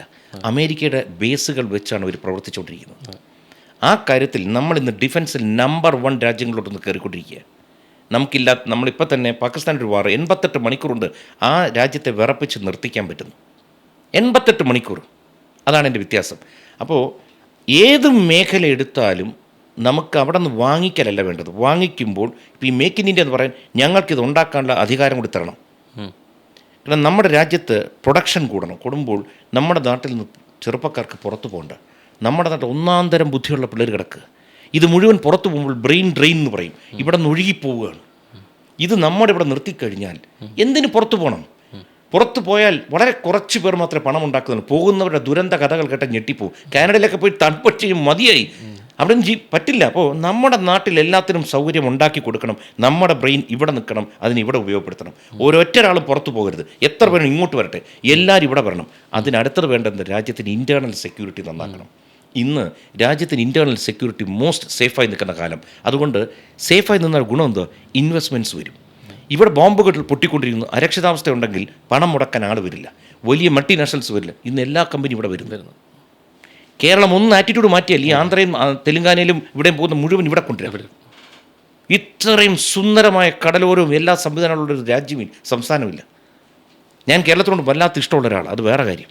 ഈ ടൂറിസത്തിൻ്റെ സാധ്യതകളെക്കുറിച്ച് ഭയങ്കരമായിട്ട് വാർത്തകൾ സംസാരിച്ചുകൊണ്ടിരിക്കുന്നുണ്ട്. പ്രത്യേകിച്ച് ഈ പൊതുപ്രവർത്തകർ അല്ലെങ്കിൽ മിനിസ്റ്റേഴ്സ് വരേണ്ട സ്വീകാര്യതയെക്കുറിച്ചിട്ട് നേരത്തെ ഇപ്പോൾ ജെൻസി ഉൾപ്പെടെ എങ്ങനെ അവരെ അട്രാക്ട് ചെയ്യണം, രാഷ്ട്രീയത്തിലോട്ടും അല്ലെങ്കിൽ വോട്ട് ചെയ്യുന്നതിലേക്ക് താല്പര്യം ജനിപ്പിക്കണം എന്നതിനെക്കുറിച്ചിട്ട് സംസാരിക്കുന്നുണ്ട്. അപ്പോൾ ഭയങ്കരമായിട്ട് ദീർഘവീക്ഷണമുണ്ട്. ഇതൊക്കെ നിലനിർത്തിക്കൊണ്ട് തന്നെ ഞാൻ ചേർത്ത് ചോദിക്കുകയാണ്, വട്ടിയൂർക്കാവിൽ വിജയിച്ചു, MLA ആയി, മിനിസ്റ്ററായി, രാഷ്ട്രീയ അധികാരത്തിൽ വന്നു, ഏത് വകുപ്പ് തിരഞ്ഞെടുക്കും ഒരു മിനിസ്റ്ററായിട്ട്? വളരെ ഹൈപ്പോത്തറ്റിക്കൽ സംഭവമാണ്. ഇതിനകത്ത് വേറൊന്നുമല്ല, ഇതിന് മന്ത്രിസഭ തന്നെ വരണം, അധികാരത്തിൽ. അല്ല, ഞാൻ ചോദിക്കുന്നത്, ഞാനൊരു സാധ്യതയെക്കുറിച്ച്, ഞാൻ ഈ ഒരു കാര്യത്തെക്കുറിച്ച് ഭയങ്കര ദീർഘവീക്ഷണത്തോടെ സംസാരിക്കുന്നുണ്ട്. അത് നിലനിർത്തിക്കൊണ്ട് ഞാൻ ചേർത്ത് ചോദിക്കണേ, കുറേ കൂടി ഏതാ ഇഷ്ടം കൈകാര്യം ചെയ്യാനുള്ള ഒരു വകുപ്പ്, അല്ലെങ്കിൽ കുറേ കൂടിയും എനിക്ക് മാറ്റം ചെയ്യാൻ പറ്റും, എനിക്ക് ഇതിലാണ് കുറേ കൂടിയും എൻ്റെ ആധികാരികത്വം തെളിയിക്കാൻ പറ്റാൻ തോന്നുന്നൊരു വകുപ്പ് ഏതായിരിക്കും? ട്രോള് വാങ്ങിച്ച് ചാവും കിട്ടും ഇതിനൊക്കെ ഉത്തരം പറഞ്ഞിട്ട്. അല്ല, ഞാൻ ചോദിക്കാം, ഒരു സാധ്യത നമുക്ക് തെറ്റില്ല. കാരണം പറയാം, നമ്മളെപ്പോഴും ഒരു വീക്ഷണം ഉണ്ടായിരിക്കണം. അതെ, എനിക്ക് എന്നും കണക്ടിവിറ്റിയോട് വലിയ ഇഷ്ടമുള്ള ഒരാളാണ്. കാരണം ഞാനൊരു റോഡ് കോൺട്രാക്ടറായിരുന്നു. ഓക്കെ, ഞാൻ ഈ കേരളത്തിനകത്ത് ധാരാളം റോഡുകൾ, ഞങ്ങളുടെ സൈൻ ബോർഡ്സ് ഇഷ്ടം പോലെ ഉണ്ട്. സേഫ് റോഡ്സ് എന്ന് പറഞ്ഞ കമ്പനി, അതിലാണ് ഞാൻ നേരത്തെ പറഞ്ഞ കമ്പനി. എന്നും എനിക്ക് ഈ PW റോഡ് നിർമ്മാണം, ഇത്തരം കാര്യങ്ങൾ, കാരണം എന്താ പറയുക, കുറേ കാര്യങ്ങൾ അതിലൂടെ നടക്കും. കുറേ എന്ന് വെച്ച് കഴിഞ്ഞാൽ ആദ്യം തന്നെ മനുഷ്യന് സമയം വളരെ പ്രഷ്യസ് ആയൊരു സംഭവം. എനിക്കൊരു കാര്യം എറണാകുളത്ത് പോയി ചെയ്തിട്ട് വരണം. 3-4 വഴികളുണ്ടായിരിക്കണം. ഫ്ലൈറ്റ് ഉണ്ടായിരിക്കണം, റെയിൽ റൂട്ട് ഉണ്ടായിരിക്കണം, റോഡ് ട്രാൻസ്പോർട്ട് ഉണ്ട്. റോഡാണെങ്കിൽ ഏറ്റവും ഗുണമെന്ന് വെച്ച് കഴിഞ്ഞാൽ പോയിട്ട് ഇൻ കേസ് വഴിയിൽ രണ്ടുപേരെ കാണാൻ കണ്ടിട്ട് അത് നടത്തിയിട്ട് അന്ന് തന്നെ തിരിച്ചു വരാൻ പറ്റണം. നമ്മളെ കണ്ടുപിടുത്തങ്ങളിൽ ഏറ്റവും മികച്ച കണ്ടുപിടുത്തം ചക്രത്തിന്റെ കണ്ടുപിടുത്തമായിരുന്നു എന്നുള്ളത് നമ്മൾ പഠിച്ച പോലെ. ഇപ്പോൾ ഉരുളണം മുന്നോട്ട് പോകണം. അതുകൊണ്ട് എപ്പോഴും ഞാൻ ആലോചിക്കും, ഞാൻ ഇപ്പോഴും പൊതുമരാമത്ത് കുറച്ചുകൂടെ ഞാൻ കുറച്ച് ട്രോള് വാങ്ങിച്ച് പറ്റിച്ചതാണ് ഇവിടെ ഇഞ്ചക്കൽ പാലത്തിൻ്റെ പേരും പറഞ്ഞു. എനിക്ക് ആ ട്രോള് വലിയ ഇഷ്ടമാണ്. എന്ത് നടന്നാലും KKGക്ക് അഭിനന്ദനങ്ങൾ ട്രോള് വരാറുണ്ട്. ഷമി 7 വിക്കറ്റ് എടുത്തപ്പോൾ 7 വിക്കറ്റ് എടുത്ത ഷമി 7 വിക്കറ്റ് എടുക്കാൻ സഹായിച്ച KKGക്ക് അഭിനന്ദനങ്ങൾ. ഇതൊക്കെ എനിക്ക് വലിയ ഇഷ്ടമാണ്. ഞാനിത് വായിച്ച് ഒരുപാട് ചിരിച്ചിട്ടുണ്ട്. ആ പാലത്തിൻ്റെ സംഭവം വന്നതെന്താ വെച്ചാൽ, ഈ ഹൈവേയിൽ എനിക്ക് ഒരിക്കലും സിഗ്നൽ ലൈറ്റ് കാണുന്നത് ഇഷ്ടമല്ല. ഓക്കെ, എന്തിനാണ് സിഗ്നൽ ലൈറ്റ്? ഒരു ഫ്ലൈ ഓവർ പണിതാൽ പോരെ. അപ്പോൾ അടിയിൽ കൂടി അണ്ടർപാസും കൊടുക്കാം, മുകളിൽ കൂടി വണ്ടികൾക്ക് ഹൈ വേ, അതായത് ഹൈ സ്പീഡിൽ പോകാനുള്ള വേ ആണ്. അതിന് സ്ലോ ആവാൻ പാടില്ല. ഇവിടെ നോക്കുമ്പോൾ യു ടേണുകളും കുറയണം അല്ലേ? ഇപ്പോൾ പ്രത്യേകിച്ച് നമ്മുടെ നാഷണൽ ഹൈവേ വന്നുകൊണ്ടിരിക്കുമ്പോൾ തന്നെ ഇപ്പോൾ വരുന്ന സംഭവം യു ടേണുകൾ കുറയും. ഒരു ടേൺ മിസ്സായി കഴിഞ്ഞാൽ പിന്നെ കിലോമീറ്ററോളം ദൂരം കഴിഞ്ഞ് വരണം എന്നുള്ള ഏറ്റവും വലിയ സാധ്യതയെ പുറത്തോട്ട് കാണുമ്പോഴും അതിൻ്റെ പോസിറ്റീവ് ചിന്തിക്കാതെ വിമർശനങ്ങളാണ് എൻ്റെ ഒപ്പം ചേർത്ത് വയ്ക്കുന്നതെന്ന് പറഞ്ഞാൽ വിമർശിക്കുന്നൊരു കുറ്റം പറയാൻ പറ്റില്ല. കാരണം അതിന് അവയർനെസ് കൊടുക്കാത്തതുകൊണ്ടാണ്. ഓക്കെ, പഠിപ്പിച്ചാൽ മതി. ഇതാണ് ഈ റോഡ് വന്നാൽ ഇതിൻ്റെ ഗുണങ്ങൾ, ഇതാണ് ഇതിൻ്റെ ഗുണവശങ്ങളല്ലാത്തത്. അതായത് നമ്മുടെ ഇവിടെ ഈ റോഡ് ക്രോസിംഗ് ഇല്ലേ, ഈ സിഗ്നലിൽ ഇത് ഒഴിവാക്കിയിട്ട് ലെഫ്റ്റ് ടേൺ കൊടുക്കുക. ഒരിടത്തും ക്രോസ് ചെയ്യാൻ സമ്മതിക്കുക. ലെഫ്റ്റ് ടേൺ കൊടുത്തിട്ട് വീതിയുള്ള ഭാഗത്ത് യു ടേൺ കൊടുത്താൽ തിരിച്ചു വന്ന് വീണ്ടും ലെഫ്റ്റ് എടുത്ത് പോവുക. അതായത് ഇങ്ങനെ ക്രോസ് ചെയ്യേണ്ടതിന് വരെ ഇങ്ങനെ പോയി വരിക. ഒരിക്കലും ട്രാഫിക് ബ്ലോക്ക് ഉണ്ടാവില്ല. നിങ്ങൾ നോക്കിക്കോളൂ. ഇതെന്നും ഞാനിവിടെ പലയിടത്തും ഇതിൻ്റെ സജഷൻ കൊടുത്തിട്ടുണ്ട്, ഇനിയും ഞാൻ കൊടുത്തുകൊണ്ടിരിക്കും. കാരണം റോഡുകൾ ഒന്നാം തരം റോഡുകളാക്കി കഴിഞ്ഞാൽ കണക്ടിവിറ്റി എന്ന് വെച്ചാൽ സമയം ലാഭിക്കാം, ജീവനുകൾ സംരക്ഷിക്കാം. കാരണം ഒരു ആംബുലൻസ് ഇന്ന് കൊല്ലത്തുനിന്ന് ഇവിടെ എത്താൻ 1.25 മണിക്കൂർ എടുക്കുന്നുണ്ടെങ്കിൽ 35-40 മിനിറ്റിൽ ആംബുലൻസ് എത്താൻ പറ്റണം.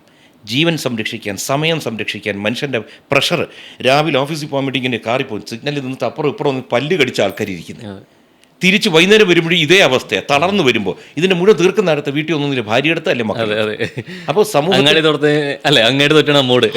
ഇവിടെ ഒന്ന് കാണിച്ചില്ലേ. അപ്പോൾ പലതരത്തിൽ പ്രഷർ കുറയ്ക്കാൻ, ആൾക്കാരുടെ ജീവിതം മെച്ചപ്പെടുത്താൻ കുറേ കാര്യങ്ങൾ ചെയ്യാൻ പറ്റും. കുറേ കാര്യങ്ങൾ അതിൽ ശരിക്കും. അപ്പോൾ ഈ വീക്ഷണത്തിൽ പൊതുമരാമത്ത് വകുപ്പുണ്ട്, ട്രാൻസ്പോർട്ടിനെ കുറിച്ച് ഭയങ്കര ദീർഘവീക്ഷണമുണ്ട്, കലാകാരനാണ്, അപ്പോൾ സാംസ്കാരിക വകുപ്പാവാം, ടൂറിസത്തെ കുറിച്ച് ഭയങ്കര ചിന്തയുണ്ട്, അപ്പോൾ ടൂറിസം വകുപ്പ് മന്ത്രിയാവാം. അല്ല, ഇനി ഇതൊന്നും എല്ലാത്തിനും വകുപ്പാവാം കുറേ കൂടി ഏതായിരിക്കും സ്വീകരിക്കുക. കടി ട്രോൾ വരാൻ പോകുന്നറിയോ? ഈ ചിലരുടെ മക്കൾക്ക് വേണ്ടി 1ാം ക്ലാസ്സിൽ പഠിച്ചുകൊണ്ടിരിക്കുമ്പോഴേ എഞ്ചിനീയറിംഗിന് പൈസ കൊടുത്തു വയ്ക്കും. അവൻ 10ാം ക്ലാസ് പോലും പാസ്സാവത്തില്ല. മനസ്സിലായില്ല? അപ്പൊ അടിയിൽ എഴുതും 2 എണ്ണം മുട്ട ഇട്ടിട്ടാണ് അവൻ വരുന്നുണ്ട് മന്ത്രി. ഇതിന് മികച്ച ഉപമ ഇല്ല. പക്ഷെ നമ്മൾ പഠിച്ചു തുടങ്ങുന്നതും അല്ലെ, നമ്മളൊരു എയിം ഉണ്ടാവും അല്ലെ, എപ്പോഴെങ്കിലും ഒരിക്കൽ. ഇപ്പം പ്രത്യേകിച്ച് ഇപ്പം മുൻപാണെങ്കിലും MP ആയിട്ട് നിൽക്കുമ്പോൾ സുരേഷ് ഗോപി തൃശ്ശൂർ ഞാൻ എടുക്കും, തൃശ്ശൂർ ഇങ്ങനെ തരണം എന്ന് പറയുന്നതിനെ വിമർശനം നേരിട്ട് ഒരിക്കലും അത് എടുത്തു എന്ന് പറഞ്ഞ പോലെ നമ്മൾക്ക് ഈ ഒരു വിഷൻ അല്ലെങ്കിൽ ഭയങ്കരമായിട്ടൊരു ദീർഘവീക്ഷണം ഉണ്ടായിരിക്കും, എയിംസ് ഉണ്ടായെന്ന് പറഞ്ഞ പോലെ. വാക്കുകൾക്ക് അസാമാന്യ വിലയാണ്. അതറിയാത്തതുകൊണ്ട് നമ്മളിപ്പോൾ ഇവിടെ നിന്ന് പറയുന്നില്ലേ. ചിലപ്പോൾ ഇതെല്ലാം നടന്നു കഴിഞ്ഞ് റോഹന് ഞാൻ ഇതുപോലെ ഇൻ്റർവ്യൂ എടുക്കും. വാക്കുകൾക്ക് അസാമാന്യ വിലയാണ്. അതിൽ വിശ്വാസം വേണം. 1, 2 അതുകൊണ്ടാണ് ചീത്ത പറയരുതെന്ന് പറയാൻ കാര്യം. മോശം വാക്കുകൾ ഉപയോഗിക്കുന്ന ആരാണെന്നറിയോ? മോശം സമയത്തിലൂടെ പോകുന്നു അല്ലെങ്കിൽ പോയിക്കൊണ്ടിരിക്കുന്ന ആളാണ്. നമ്മൾ മോശം സമയത്തിലൂടെ അല്ല പോകുന്നത്. നമ്മൾ എത്ര നല്ല കാര്യങ്ങളിലൂടെ സംസാരിക്കുന്നത്. അതുകൊണ്ട് ഇതിന് അസാമാന്യ വിലയുണ്ടാവും. ചിലപ്പോൾ ഏതാനും ദിവസങ്ങൾക്കകത്ത് തന്നെ ഇതിന് റിസൾട്ട് ഉണ്ടാവും. പറയാൻ പറ്റില്ല. ഞാൻ അതിൽ വിശ്വസിക്കുന്നത്. കാരണം എന്നറിയോ, ട്രോള് പോലും ഒന്ന് ആലോചിച്ച് നോക്കുക. റോഹനെ പറ്റി 100 പേർ പറയുന്നതിൽ 20 പേര് നിങ്ങളെ മോശം പറയുന്നു, 80 പേര് നല്ലത് പറയുന്നു. ഈ 100 പേരും നിങ്ങളുടെ പേരുപയോഗിക്കുകയാണ്. നമ്മൾ ഈ വൈബ്സ് എന്നും വേവ്സ് എന്നൊക്കെ പറയുന്നില്ലേ, ഇത് പ്രകൃതിക്കകത്തുള്ള സാധനമായിരിക്കും, ഇങ്ങനെ വളരുന്നത്. അതുകൊണ്ട് നമ്മൾ എൻ്റെ അടുത്ത് ആ ചോദ്യം ചോദിച്ചതിനും നന്ദി. ചിരിച്ചോണ്ടാണ് ഞാൻ ഉത്തരം പറയാൻ. വകുപ്പ് ഇതുവരെ പറഞ്ഞില്ല. അല്ല, വകുപ്പ് നിങ്ങൾ തന്നെ 5-6 വകുപ്പ് തന്നു. അതിലെടുക്കുകയാണെങ്കിൽ ഞാൻ ആദ്യമേ പറഞ്ഞല്ലോ, പൊതുമരാമത്താണ് കുറച്ചുകൂടെ കാര്യം പറയാം. അതിനകത്താണ് കുറച്ച് കാശ് വീഴാൻ സാധ്യത പറയാം. നല്ലപോലെ വരാൻ സാധ്യതയുള്ളൊരു മേഖല കൂടിയാണ്. ഞാൻ അത് വരുമ്പോൾ ചേർത്ത് ഇതുകൂടെ ചോദിക്കാതെ വയ്യ. അങ്ങനെയെങ്കിൽ BJP അധികാരത്തിൽ വന്നാൽ CM ആയിട്ട് ആരെയാണ് മനസ്സിൽ കാണുന്നത്? നമുക്കത് പ്രത്യേകിച്ച് നഗരസഭയുടെ വിജയത്തിനൊക്കെ ഭയങ്കരമായിട്ട് രാജീവ് ചന്ദ്രശേഖരനെ കുറിച്ച് ഭയങ്കരമായിട്ടുള്ളൊരു നേതൃത്വത്തെക്കുറിച്ച് സംസാരിക്കുന്നത് കേട്ടു. അപ്പം ഇതെന്നറിയും ഇപ്പം തന്നെ BJP വിടുക, കോൺഗ്രസിൽ പോലും അവരോട് ചോദിച്ചാൽ പാർട്ടിയാണ് തീരുമാനം എടുക്കുന്നത്. ഓക്കെ, ഇന്നത്തെ കാലത്ത് ഗ്രൂപ്പുകൾ എല്ലാത്തിലും ഉണ്ട്. ഇപ്പോൾ നിങ്ങളുടെ ചോദിച്ച ചോദ്യത്തിന് ഞാൻ എന്തെങ്കിലും ഉത്തരം പറഞ്ഞാൽ ഇന്ന ഗ്രൂപ്പിൻ്റെ ആളായി മാറും. Okay okay. അപ്പോൾ നമുക്കൊരു ഗ്രൂപ്പേ ഉള്ളൂ, ബ്ലഡ് ഗ്രൂപ്പ് ഓ പോസിറ്റീവാണ്. അതുകൊണ്ട് എന്നും പോസിറ്റീവായിട്ടിരിക്കുക. ആരായാലും അവരുടെ കൂടെ അങ്ങ് പോയേക്ക് പോവുക എന്നുള്ള സംഭവം. കാരണം നാടിനെ നന്നാക്കാൻ ആര് നിൽക്കുന്നു അവരുടെ കൂടെ നിന്ന് പരമാവധി നല്ലത് ചെയ്യുക. ഇവിടെ നിങ്ങൾക്ക് പോകുന്നതിന് മുമ്പേ ഇവിടെ ഒരു മാർക്ക് ഉണ്ടാക്കിയിടണം. ആൾക്കാർ അറ്റ്ലീസ്റ്റ് പറയണം, അല്ല പിള്ളേർ നന്ദയില്ല പണ്ടുണ്ടായിരുന്നു പുള്ളി തരുമില്ലേ, പുള്ളി ഇട്ടതാണ് എന്നങ്ങനെ അങ്ങനെയെങ്കിലും ഒന്ന് പറഞ്ഞ് കേട്ടാൽ, എവിടെയെങ്കിലും ഇരുന്ന് കേൾക്കാൻ കഴിഞ്ഞാൽ. ഓൾറെഡി നമ്മൾ കേരളം തുടർ ഭരണത്തിലാണ് പോയിക്കൊണ്ടിരിക്കുന്നത്. ഇനിയൊരു തുടർ ഭരണം സാധ്യമാണോ? രാഷ്ട്രീയത്തിൽ ഇപ്പോഴത്തെ വെച്ച് നമുക്കൊന്നും പറയാൻ പറ്റില്ല. അവസാനത്തെ 7 അല്ലെങ്കിൽ 2 ആഴ്ച, 7 ദിവസം എന്ന് പറയാൻ വന്നത്, അല്ലെങ്കിൽ 2 ആഴ്ചകളാണ് തീരുമാനിക്കുന്നത്. എന്തും ട്വിസ്റ്റ് ആവാം, എന്തും സംഭവിക്കാം. കാരണം ഒരു തൂക്കുമത്തർ സഭയ്ക്ക് സാധ്യതയുണ്ട്. അസാമാന്യൊരു ബ്ലിറ്റ്സ് ക്രീഗ്, ഒരു BJPയുടെ ഒരു ഭയങ്കരമായൊരു ഷോ വന്നു. ആൾക്കാരങ്ങ് മാറി. 20 സീറ്റ് കിട്ടിയെന്ന്, അതിന് വേണ്ട 10 സീറ്റ് കിട്ടിയെന്ന് വിചാരിക്കുക. നമുക്ക് 140 ആണല്ലോ. അതെ. 2 കൂട്ടർക്കും, ഇടതിനും കോൺഗ്രസിനും ഒരു 65 നിന്ന് പോയി നിൽക്കുക. ആര് ഭരിക്കും? 71 വേണം ഭരിക്കാൻ. അതെ, തൂക്കായി 10 തീരുമാനിക്കും അല്ലേ? അതുകൊണ്ട് എന്തും സംഭവിക്കാം, നമുക്കൊന്നും പറയാൻ പറ്റില്ല. രാഷ്ട്രീയം പ്രവചനാതീതം എന്ന് പറയുന്നതിൻ്റെ അതിനൊരു ഭംഗിയുണ്ട്. ഇതാണ് എൻ്റെ ഭംഗി. കാരണം നമ്മൾ ഇലക്ഷൻ നിൽക്കുമ്പോൾ, ഞാൻ 2 ഇലക്ഷൻ ഫൈറ്റ് ചെയ്തതാണ്. 2 നിൽക്കുമ്പോഴും പക്ഷേ എനിക്കറിയാം ജയിക്കാൻ പറ്റുന്ന സ്ഥലത്തല്ല ഞാൻ നിൽക്കുന്നത്. പക്ഷെ നമ്മൾ ജയിക്കും എന്നുള്ള പറയും ആൾക്കാർ. എനിക്കറിയാം. പക്ഷേ എനിക്കൊരു കാര്യം ഉറപ്പായിരുന്നു, ഞാൻ ഒരാളെ തോപ്പിക്കുന്ന എനിക്കറിയായിരുന്നു തിരുവനന്തപുരത്ത് നിന്ന്. ആക്ച്വലി അന്ന് ഇവിടെ ശ്രീ ശിവകുമാർ, അപ്പുറത്ത് ശ്രീ ആൻ്റണി രാജു. ശിവകുമാറിനെ തോൽപ്പിച്ചതിൽ ഒരാൾ ഞാനാണ്. ഞാൻ ജയിച്ചില്ല, പക്ഷെ തോൽപ്പിച്ചു. ആൻ്റണി രാജു ജയിച്ചതിൻ്റെയും കാരണം ഞാനാണ്. രണ്ടിലും പങ്കുണ്ട്. ഇതാണ് കാരണം 35,000 വോട്ട് പിടിച്ചു. അവിടെയാണ് കളി മാറിപ്പോയത്. ഈ 2 തോറ്റു എന്ന് പറഞ്ഞു. വട്ടിയൂർക്കാവിൽ ഭയങ്കരമായിട്ട് സാധ്യത പറയുന്നും ചെയ്യുന്നു. അപ്പം നിൽക്കുകയാണെങ്കിൽ KK അല്ലാതെ മറ്റൊരു സ്ഥാനാർത്ഥിയാണെങ്കിലും ഈ സാധ്യത ഉണ്ടോയെന്ന് വിചാരിക്കുന്നുണ്ടോ? നമ്മളെപ്പോഴും നമ്മളിലോട്ട് നോക്കുന്നതുകൊണ്ടാണ് കുഴപ്പം. നമ്മളെക്കാൾ മികച്ചതായിരിക്കുമല്ലോ അപ്പുറത്ത് നിൽക്കുന്നവരും. ഞാൻ ശത്രുവിനെ പോലും എന്നേക്കാൾ ശക്തനാണെന്ന് വിചാരിക്കും. എന്നാലേ നമുക്ക് കരുതലെടുക്കാൻ പറ്റും. അതനുസരിച്ച് പാർട്ടിക്ക് കാഴ്ചപ്പാട് വരാൻ കാര്യം ഒരാളെ നോക്കിക്കൊണ്ടല്ല. ഫാക്ട്സ് ആൻഡ് ഫിഗേഴ്സിൻ്റെ കാലമാണ് ഇന്ന്. എല്ലാ പാർട്ടിയിലും അവർ സർവേകൾ നടത്തും. അത് വെച്ചേ പോകാൻ പറ്റും. അത് തെറ്റാം ശരിയാകാം. ഇപ്പോൾ എന്നെ സംബന്ധിച്ചോളം ഞാൻ പറയുന്ന ഒരു അപ്പർ ഹാൻഡ് എന്ന് വെച്ചാൽ നമ്മളിവിടെ ജനിച്ചു വളർന്ന് ജീവിച്ച ഒരാളാണ് ഇത്രയും വർഷം. അപ്പോൾ സ്വാഭാവികമായിട്ടും അതിൻ്റെ എഫക്റ്റ് ഉണ്ടാവും. പുറത്തുനിന്ന് വന്നാൽ ചിലപ്പോൾ ഇതിനേക്കാൾ മികച്ചതുണ്ടാവും. പക്ഷേ ഈ ഒരു അഡ്വാൻറ്റേജ് കുറവായിരിക്കും.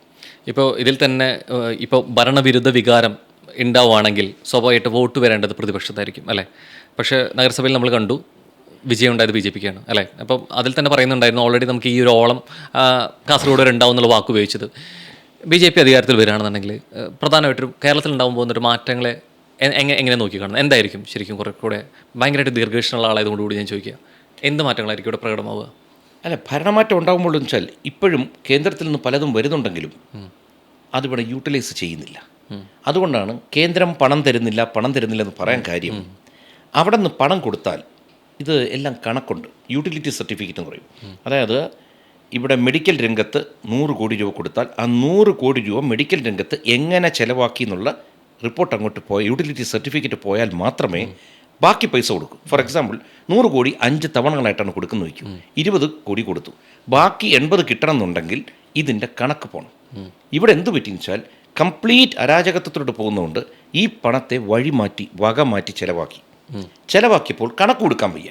ഇത്രയും ഡീറ്റെയിൽ പൊതുജനങ്ങളിലോട്ട് എത്തത്തില്ല.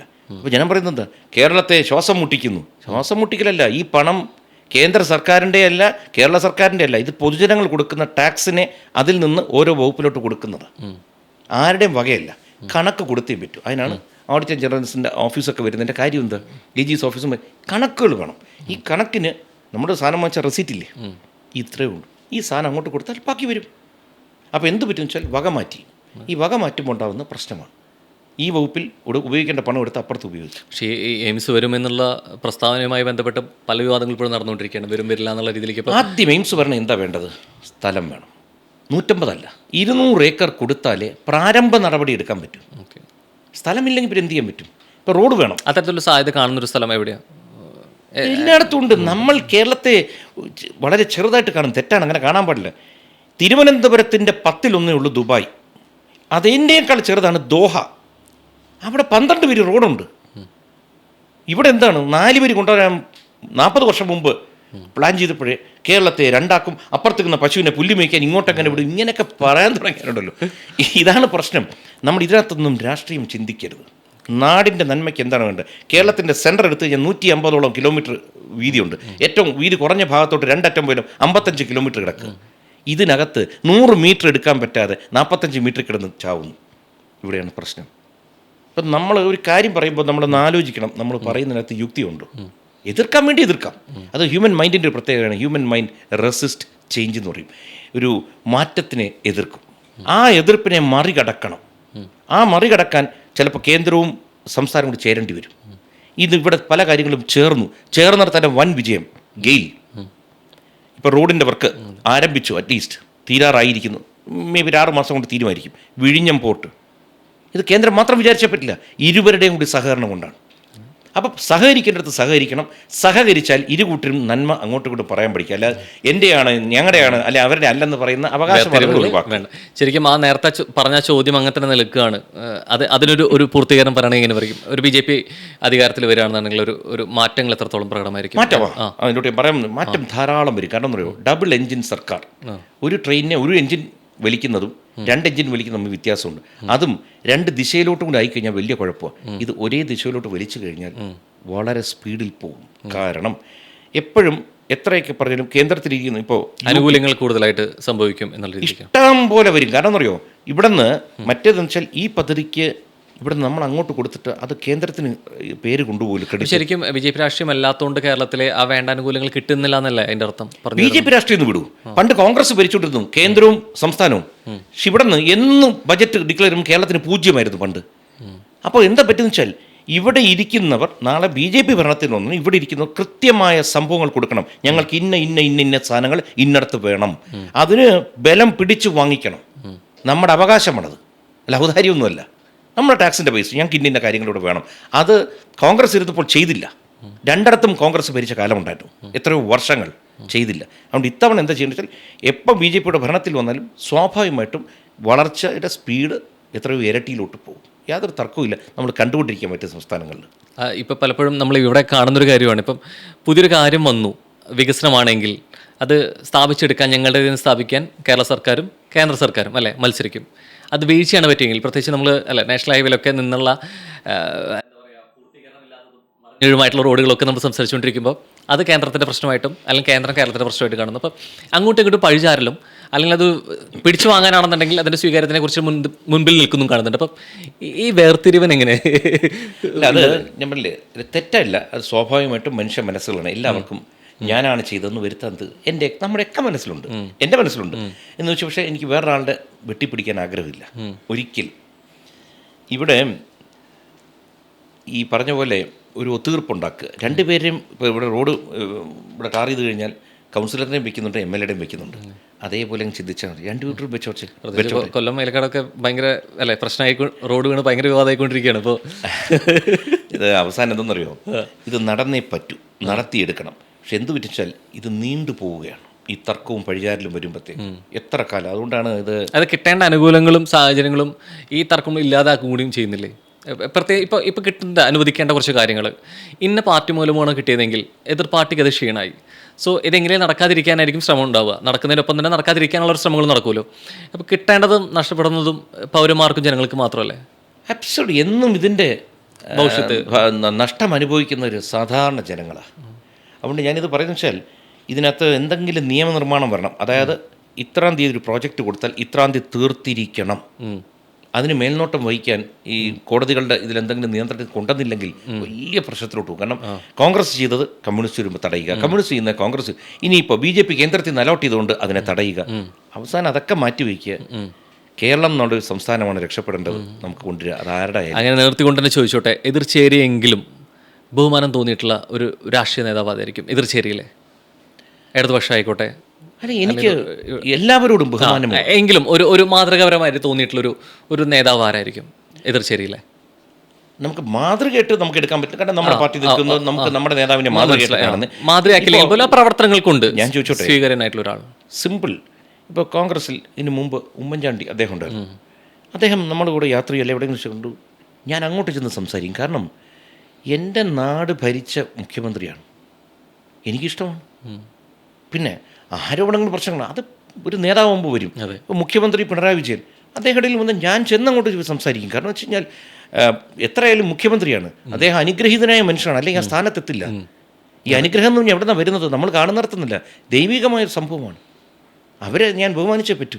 എനിക്ക് ഒരു CM പദവി എന്നതിനേക്കാൾ അപ്പുറത്തേക്ക് ചിലപ്പോൾ ഒരു വലിയ പദവികളിൽ എത്താത്തവരായിരിക്കാം, ചിലപ്പോൾ ഒരു അങ്ങനെ ഒരു പ്രവൃത്തി കൊണ്ട് തോന്നിയിട്ടുള്ള ഒരു വ്യക്തിത്വം എന്ന് ഇപ്പോൾ പലപ്പോഴും നമ്മൾ പറയാറുണ്ടല്ലോ, നമ്മൾ അംഗീകരിക്കുന്നതിലും ആദരവ് പറയുന്നതിലും ശരിക്കും പാർട്ടി നോക്കാൻ പാടില്ല, ആ വ്യക്തികളെ നോക്കാൻ പാടില്ല. അങ്ങനെ തോന്നിയിട്ടുള്ളൊരു വ്യക്തിത്വം ശരിക്കും ഒരു സ്വീകാര്യനായിട്ടുള്ളൊരു വ്യക്തി. അല്ല, അങ്ങനെ അതിൽ പാർട്ടി ബന്ധപ്പെടുത്തേണ്ടതില്ല. എന്നാലും മിസ്റ്റർ മുനീർ ഇവിടെ PWD മിനിസ്റ്റർ ആയിരുന്ന കാലത്ത് ഞങ്ങൾ വളരെയധികം സ്നേഹത്തിൽ, ഞാൻ എപ്പോഴും പോയി കാണുക, ഞങ്ങൾ ട്രെയിനിൽ വെച്ച് പരിചയപ്പെടുന്നത് അദ്ദേഹത്തെ.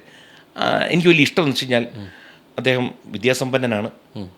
അപ്പോൾ ഞങ്ങളിങ്ങനെ പലതും ഞാൻ പോയി ഷെയർ ചെയ്യും, ഇന്നൊരു സംഭവം ഈ ബ്രിഡ്ജുകളുടെ. അപ്പോൾ പുള്ളി ആ കൈവരി അല്ല കൃഷ്ണമാർ, ഇത് ലണ്ടനിൽ ഇങ്ങനെ സംഭവമുണ്ട്, ഇങ്ങനത്തെ കൈവരി വന്നാൽ നന്നായിരിക്കും. ഉടനെ എനിക്ക് ഇഷ്ടമായി. ചേട്ടാ അങ്ങനെ വേണമല്ലോ, കാരണം ആ ഒരു കാഴ്ചപ്പാട് വേണം. രാഷ്ട്രീയത്തിനപ്പുറത്ത് നമ്മൾ പുള്ളിയാണ് എൻ്റെ ഓർമ്മ ശരിനെ ഒരു എക്സ്പ്രസ് ഹൈവേ പ്ലാൻ ചെയ്തത് 2012 തീരേണ്ടതായിരുന്നു. അറിയാമോ? ഇന്ന് നടക്കുന്ന ഇത് പുള്ളി പ്ലാൻ ചെയ്തിരുന്നു, പക്ഷെ അത് വർക്കൗട്ടായില്ല. പ്രതിപക്ഷ സമരം, മറ്റേത് മറിച്ച് പല പ്രശ്നങ്ങളുണ്ടായി. ഇതുപോലെ നമുക്ക് ഇതുപോലെ ട്രെയിനിൽ വെച്ച് പരിചയപ്പെട്ട പലരും ഉണ്ട്. ട്രെയിൻ യാത്രയ്ക്ക് കണ്ണൂർ എക്സ്പ്രസ് എന്നൊരു ട്രെയിനിനകത്ത് പണ്ട് രാഷ്ട്രീയക്കാർ യാത്ര ചെയ്യും, മദ്രാസ് മെയിലിൽ സിനിമാക്കാർ, അങ്ങനെയാണ് ബന്ധങ്ങളുണ്ടാകുന്നത്. ശ്രീ കാർത്തിക് മരണപ്പെട്ടു പോയി, നമ്മുടെ ശബരിയുടെ അച്ഛൻ, വലിയ കലാസ്നേഹിയായിരുന്നു. ഇങ്ങനെ ഒരുപാട് പേര് എനിക്ക്, കാർത്തികിനെയൊക്കെ എനിക്ക് വലിയ ഇഷ്ടമായിരുന്നു. പിന്നെ ഓഫ് കോഴ്സ് കരുണാകരനെ, എൻ്റെ അച്ഛൻ കടുത്ത കോൺഗ്രസ്സുകാരനായിരുന്നു, അച്ഛന് വലിയ പ്രിയപ്പെട്ട നേതാവായിരുന്നു കരുണാകരൻ. അപ്പം നമുക്കൊരു ഇഷ്ടങ്ങൾ വരും, അച്ഛൻ ഇഷ്ടപ്പെടുന്നവർ. അപ്പോൾ ഞങ്ങൾ അങ്ങനെ ദൂരെ നിന്ന് ഇഷ്ടപ്പെട്ട് കാണുമായിരുന്നു. ശരിക്കും ഈ ആശയപരമായിട്ടാണെന്നുണ്ടെങ്കിലും അല്ലെങ്കിൽ കക്ഷി രാഷ്ട്രീയമാണെങ്കിലും മറ്റ് ഇത് മാറ്റി നിർത്തിയിട്ട് ശരിക്കും ഒരു ഇഷ്ട നേതാവിനെ അല്ലെങ്കിൽ ഒരു ഇഷ്ട പൊതുപ്രവർത്തകനെ നമ്മൾ തുറന്നു പറയുമ്പോൾ പലപ്പോഴും വിമർശനങ്ങൾക്ക് വിധേയമാവാറുണ്ട് അല്ലേ? പ്രത്യേകിച്ച് ഇപ്പോൾ ഈ അടുത്ത് മോദിയെക്കുറിച്ച് ശശി തരൂർ പറഞ്ഞ സമയത്ത് ഭയങ്കരമായിട്ട് വിമർശനങ്ങൾ സ്വന്തം പാർട്ടിക്കകത്തും പുറത്തുനിന്നും നേരിടാൻ വന്നിട്ടുണ്ട്. അപ്പം ഞാൻ നേരത്തെ ആ ചോദ്യം ചോദിക്കുമ്പോൾ പോലും എവിടേക്കോ ചില മടികൾ കാണിച്ചു, എങ്കിൽ പോലും തുറന്നു പറയാനുള്ളൊരു ആർജവം കാണിച്ചു. അപ്പം ശരിക്കും അതിൻ്റെ ഒരു ആവശ്യകതയുണ്ടോ? നമുക്കൊരു പാർട്ടിക്ക് അപ്പുറത്തേക്ക് ശരിക്കും ഒരു വ്യക്തിപരമായിട്ട് കാര്യങ്ങൾ പറയാലോ, ആശയപരമായിട്ടോ അല്ലെങ്കിൽ രാഷ്ട്രീയപരമായിട്ടോ മാറ്റങ്ങൾ ഉണ്ടെങ്കിൽ പോലും, എതിർച്ചേരുണ്ടെങ്കിൽ പോലും ഒരു സ്വീകാരനാണെങ്കിൽ അത് തുറന്നു പറയാനുള്ള ആർജവം കാണിക്കുന്നില്ല വേണ്ട ശരിക്കും. അതാണല്ലോ ഒരു ഹെൽത്തി ഒരു പൊളിറ്റിക്കൽ ഇതെന്ന് പറയുന്നത്. എപ്പോഴും നമ്മുടെ ആരോഗ്യപരമായി ചിന്തിക്കുകയാണെങ്കിൽ അതാണ് നല്ലത്. കാരണം ഇപ്പോൾ ശശി തരൂർ എന്ന് പറഞ്ഞ സ്ഥിതിക്ക് അത് തന്നെ പറയാം. അദ്ദേഹം എൻ്റെ MP ആണ്. അദ്ദേഹത്തിൽ ഞാൻ ഏറ്റവും ഇഷ്ടപ്പെടുന്നത് അദ്ദേഹത്തിൻ്റെ പല ഇംഗ്ലീഷ് പോഡ്കാസ്റ്റ് അല്ലെങ്കിൽ ഇൻ്റർവ്യൂസ് എല്ലാം കാണും. കാരണം അതിനകത്തുനിന്ന് 10 കാര്യങ്ങൾ ഒന്നുമില്ലെങ്കിൽ 2 പുതിയ വാക്കുകൾ പഠിക്കാം. അപ്പോൾ അത് പുള്ളിയുടെ ഒരു ഭയങ്കര സ്ട്രെങ്ത്താണ്. കാരണം കമ്മ്യൂണിക്കേഷൻ എന്ന് പറയുന്നതിനകത്ത് വിത്ത് നോളജാണ് പുള്ളി അല്ലാതെ വെറുതെ ഇംഗ്ലീഷ് പറയല്ല, പറയുന്നതിന് അസാമാന്യമായ ഒരു വിഷയത്തെപ്പറ്റി പഠിച്ചിട്ടാണ് പറയുന്നത്, നമുക്ക് അതിലൂടെ അറിവ് കിട്ടുന്നത്. അപ്പോൾ എൻ്റെ MP അങ്ങനെ ചെയ്യുന്നു എന്ന് കുറച്ച് ശശി തരൂരിനെയും വോട്ട് ചെയ്യാറില്ല. ശശി തരൂർ അല്ല അവിടെ നിൽക്കുന്ന BJPയുടെ സ്ഥാനാർത്ഥി ജയിക്കണമെന്ന് ആഗ്രഹിക്കും. കാരണം നാടിന് കുറച്ചൊരു വികസനം ഞാൻ കാണുന്നു. കാരണം പുള്ളിയുടെ ചിലപ്പോൾ അത്തരം കാര്യങ്ങൾ എനിക്ക് ഇഷ്ടമായിരിക്കും, രാഷ്ട്രീയ പ്രവർത്തനം ഇഷ്ടമല്ലായിരിക്കും. പക്ഷേ പുള്ളിയുടെ നല്ല കാര്യങ്ങൾ നല്ലത് തന്നെയാണ്. അത് അംഗീകരിച്ചാൽ അതാണ് സുഖം എന്ന് എനിക്ക് തോന്നാറുണ്ട്. മറ്റവർക്ക് സൂഹിക്കുമെന്ന് അറിയില്ല. ഇപ്പോൾ അതുപോലെ തന്നെ യോജിപ്പ് വരുന്നൊരു കാര്യം തന്നെയായിരുന്നു. ഇപ്പോൾ ചാണ്ടിയുമതിനെതിരെ പ്രതിഷേധമായി വന്നപ്പോൾ ഇറങ്ങി വന്ന് സംസാരിക്കുന്ന ഒരു സംഭവം ഉണ്ടായിട്ടുണ്ട്. അപ്പോൾ അതിന് യോജിക്കുന്നവരുണ്ട്, അതിന് സമരമായിട്ടും പ്രതിഷേധിക്കുന്നവർ അതേ രീതിയിലേക്ക് തന്നെയുള്ള സ്പേസ് കൊടുക്കണം. കാരണം അത് പറയാനുള്ളതിൻ്റെ അപ്പുറത്തെ ഒരു വിഷയം എന്താ പറയുക, വീണമന്ത്രിയായിട്ട് ബന്ധപ്പെട്ട് നടക്കുന്ന വിഷയം കൂടിയാണ്. അപ്പം ആ പ്രതിഷേധം വിഷയമായപ്പോൾ ഇവിടെ പ്രതിഷേധം ഭയങ്കര സൗഹൃദപരമായി. അപ്പോൾ അത് 2 തോണിയിൽ കാണുന്നവരുണ്ട്. ഇപ്പുറത്തെ ചിലപ്പോൾ ഇനി BJPയിലോട്ടുള്ള കൂറുമാട്ടാവോ എന്നുള്ള കമൻസ് ബോക്സും പറയുന്നുണ്ട്, അപ്പൻ്റെ മകനായിട്ട് പറയുന്ന രീതിയിലേക്കുണ്ട്. അപ്പം അത്തരം എങ്ങനെ കാണും? ഇപ്പോൾ പ്രതിഷേധങ്ങൾ ഉണ്ടായേക്കാം, ശബ്ദങ്ങൾ ഉയർന്നേക്കാം, അവരതിൻ്റേതായിട്ടുള്ള ഒരു സ്പേസ് കൊടുക്കുക എന്ന് തന്നെയല്ല ഒരു പൊതുപ്രവർത്തനം ചെയ്യേണ്ടത്. എങ്ങനെ തോന്നുന്നു? അല്ല, അതാ ഞാൻ പറഞ്ഞു. പിന്നെ ഓരോരുത്തർക്കും ഓരോ ശൈലിയുണ്ട്. അദ്ദേഹം ഉമ്മൻചാണ്ടിയുടെ മകനാണ്. ഉമ്മൻചാണ്ടി ഒരിക്കലും കോൺഫ്രണ്ടേഷനൊന്നും പോകാറില്ല. പുള്ളിയും കാറിൽ പോകുമ്പോൾ കല്ല് വലിച്ചെറിഞ്ഞ് ചില്ല് പൊട്ടി മുറിവ് വെക്കുന്ന കേട്ടിട്ടുണ്ട്. പുള്ളി ആരുടെയും വീട്ടിൽ ചെന്ന് കല്ലെറിഞ്ഞിട്ടില്ല. പുള്ളിയുടെ മകനല്ലേ, സ്വാഭാവികമായിട്ടും ഇത് എനിക്കതോടെ ഇഷ്ടപ്പെട്ടു. കാരണം വെച്ച് കഴിഞ്ഞാൽ അങ്ങോട്ട് വന്നവരെ കൈ കൊടുത്തു, വന്നവർക്കും തോന്നി ഇത് നല്ലൊരു കാര്യമാണല്ലോ, മോശമാക്കിയില്ല. അപ്പോൾ അതിന് പലതരത്തിൽ കാണും. ഇപ്പം ഞാൻ ഇങ്ങനെ കാണുന്നു, അതിൻ്റെ താഴെ വന്ന് തിരിച്ച് BJPയിലോട്ട് ചായുന്നു കാണുന്നതിലൊന്നും തെറ്റില്ല. പക്ഷെ എനിക്കിതൊക്കെയാണ് ഇഷ്ടം. കാരണം വെച്ച് കഴിഞ്ഞാൽ സമാധാനം കാംക്ഷിക്കുന്ന ഒരാളാണ്. കാരണം വയലൻസ് ഒന്നിലോട്ടും ഒരു പരിഹാരം ഉണ്ടാക്കില്ല. ചില കാര്യങ്ങൾ വേണം, യുദ്ധം എന്ന് പറഞ്ഞാൽ നമുക്കൊന്നും ചെയ്യാൻ പറ്റില്ല. അല്ലാതെ എനിക്ക് ഈ ഒരു ആറ്റിറ്റ്യൂഡ് എനിക്കിഷ്ടം. സ്നേഹത്തിൻ്റെ ഭാഷയാണ് ഏറ്റവും നമ്മൾ ഈ നല്ലത്. ചായ്വ് മാറ്റം കൂറുമാറ്റം എന്ന് പറയാനുള്ള സാധ്യതകൾ നമ്മൾ സമകാലമായിട്ട് നടക്കുന്ന വിഷയങ്ങൾ തന്നെയാണ്. ഇപ്പം കോൺഗ്രസ് ഒരു വിജയത്തിലോട്ട് വന്നു, അല്ലെങ്കിൽ അപ്പുറത്ത് നിന്ന് വിജയിച്ച ഒരാൾ BJP-യിലോട്ട് മാറുന്ന കാഴ്ചകൾ നമ്മൾ കാണുന്നുണ്ട്, അല്ലെങ്കിൽ മറ്റു പാർട്ടികൾ മാറുന്നൊക്കെ കാണുന്നുണ്ട്. ഞാൻ ചോദിക്കുക വരുന്നത്, ഒരു ഒരു പാർട്ടിയുടെ ഭാഗമായിട്ട് നിൽക്കുന്ന ഒരു കാൻഡിഡേറ്റ് അവിടുത്തെ വോട്ടിനെ കാൻഡിഡേറ്റ് ആയി നിന്നു, അവരുടെ വോട്ട് നേടി വിജയിച്ചു. രണ്ട് പക്ഷം ഉണ്ടായിരിക്കാം. ആ വ്യക്തിയെ കണ്ട് വോട്ട് ചെയ്തവരുണ്ടായിരിക്കാം, അതുപോലെ തന്നെ ആ നിൽക്കുന്ന പാർട്ടിയെ കണ്ടിട്ട് വോട്ട് ചെയ്യുന്നുണ്ടായിരിക്കാം, അല്ലേ? അങ്ങനെ നിൽക്കുന്ന സമയത്ത് ഒരു വ്യക്തിപരമായിട്ടൊരു തീരുമാനമെടുത്ത് മറ്റൊരു പാർട്ടിയിലോട്ട് പോകുമ്പോൾ ഒരു വഞ്ചന തന്നെയല്ലേ അപ്പുറം നടക്കുന്നുണ്ടായിരിക്കുക? ഈ ഹൈ പ്രൊഫൈൽ എന്ന് പറഞ്ഞ മേഖല ഉണ്ട്. രാഷ്ട്രീയം, സിനിമ, സ്പോർട്സൊക്കെ. There is nothing fair in war എന്നൊക്കെ പറയുന്ന പോലെ ഇത് രാഷ്ട്രീയം എന്ന് വെച്ചാൽ രാഷ്ട്ര നിർമ്മാണം. രാഷ്ട്രത്തെ നല്ല രീതിയിൽ നയിച്ച് നിർമ്മിച്ച് കൊണ്ടുപോകുന്നതിനായിട്ട് പല പാതകൾ സ്വീകരിക്കും. കോൺഗ്രസിൻ്റെ വഴി സ്വീകരിക്കുന്നവരുണ്ടാവും, BJP-യുടെ ഉണ്ടാവും, മറ്റു പാർട്ടികളുമായിട്ടുണ്ടാവും. ഒരു ഘട്ടത്തിൽ തോന്നുന്നു എനിക്ക് ഈ പാർട്ടിയിൽ നിന്നിട്ട് എനിക്ക് രാജ്യ പുരോഗതിക്ക് ഒരു സംഭാവന ചെയ്യാൻ പറ്റില്ല. അന്നേരം അവർ ആശയം മാറുന്നു. പക്ഷെ ആ മത്സരത്തിന് മുമ്പേ എങ്കിൽ പാർട്ടി മാറാലോ. കാരണം ഒരു പാർട്ടി നിന്നുകൊണ്ട് നമ്മുടെ നാട്ടിൽ റീകോളിംഗ് എന്ന് പറഞ്ഞ സംവിധാനമില്ല. ഫോർ എക്സാമ്പിൾ, ഒരാൾ ജയിച്ചത് ഇന്ന പാർട്ടിയുടെ പേരിൽ, എന്നിട്ട് പാർട്ടി മാറുന്നു. അപ്പോൾ ഒറ്റയ്ക്ക് മാറാൻ പറ്റില്ല. അതുകൊണ്ടാണ് 1/3 ആൾക്കാർ ചേർന്നാലേ പാർട്ടി മാറാൻ പറ്റും, ഇല്ലെങ്കിൽ അവർ ഡിസ്ക്വാളിഫിക്കേഷൻ വരും. അങ്ങനെ നിയമം ഉണ്ടാക്കി വെച്ചിട്ടുണ്ട്. ഒറ്റയ്ക്ക് മാറാൻ പറ്റാത്ത ഇതുണ്ട്. ഇപ്പോഴും മാറുന്നില്ല. ജയിച്ചിട്ട് നേരെ ഇപ്പോൾ ഇവിടെ നിന്ന് MLA-ക്ക് ഈ പാർട്ടിയിലോട്ട് വരാൻ പറ്റില്ല. 3-1 ആൾക്കാരുണ്ടെങ്കിൽ മാത്രമേ മാറി വരാൻ പറ്റൂ. അത് ചില നിയമങ്ങൾ ഉണ്ടാക്കി വെച്ചിട്ടുണ്ട്. 3-1 ഹോൾ മന്ത്രിസഭയുടെ മാറി വരുന്നവരുണ്ട്. മഹാരാഷ്ട്രയിൽ നമ്മുടെ ശിവസേനയുടെ ഷിൻഡെ വിഭാഗം എന്ന് വെച്ചാൽ ബഹുഭൂരിപക്ഷം പേര് ഇപ്പുറത്തോട്ട് വന്നിട്ട് മാറി വന്നു. അപ്പോഴെന്താ നോക്കുന്നത് വെച്ച് കഴിഞ്ഞാൽ അവർ പറയുന്നത് ജനങ്ങൾക്ക് വേണ്ടി ഞങ്ങൾ മാറുന്നു. രാഷ്ട്രീയത്തിൽ പലതരത്തിൽ പറയാം, മനസ്സിലായില്ലേ? തിരിച്ച് ഇവിടെ നിന്ന് കോൺഗ്രസിൽ പോകുന്നവരുണ്ട്, ഇവിടെ നിന്ന് കമ്മ്യൂണിസ്റ്റ് പാർട്ടിയിൽ പോകുന്നവരുണ്ട്. അത് ഞാൻ നേരത്തെ പറഞ്ഞൊരു വഞ്ചനയായിട്ട് കാണുന്നവർക്കും വഞ്ചനയായിട്ട് കാണാം. ഈ മാറുന്നവർ പറയുന്ന അവർക്കൊരു ന്യായീകരണം കാണും.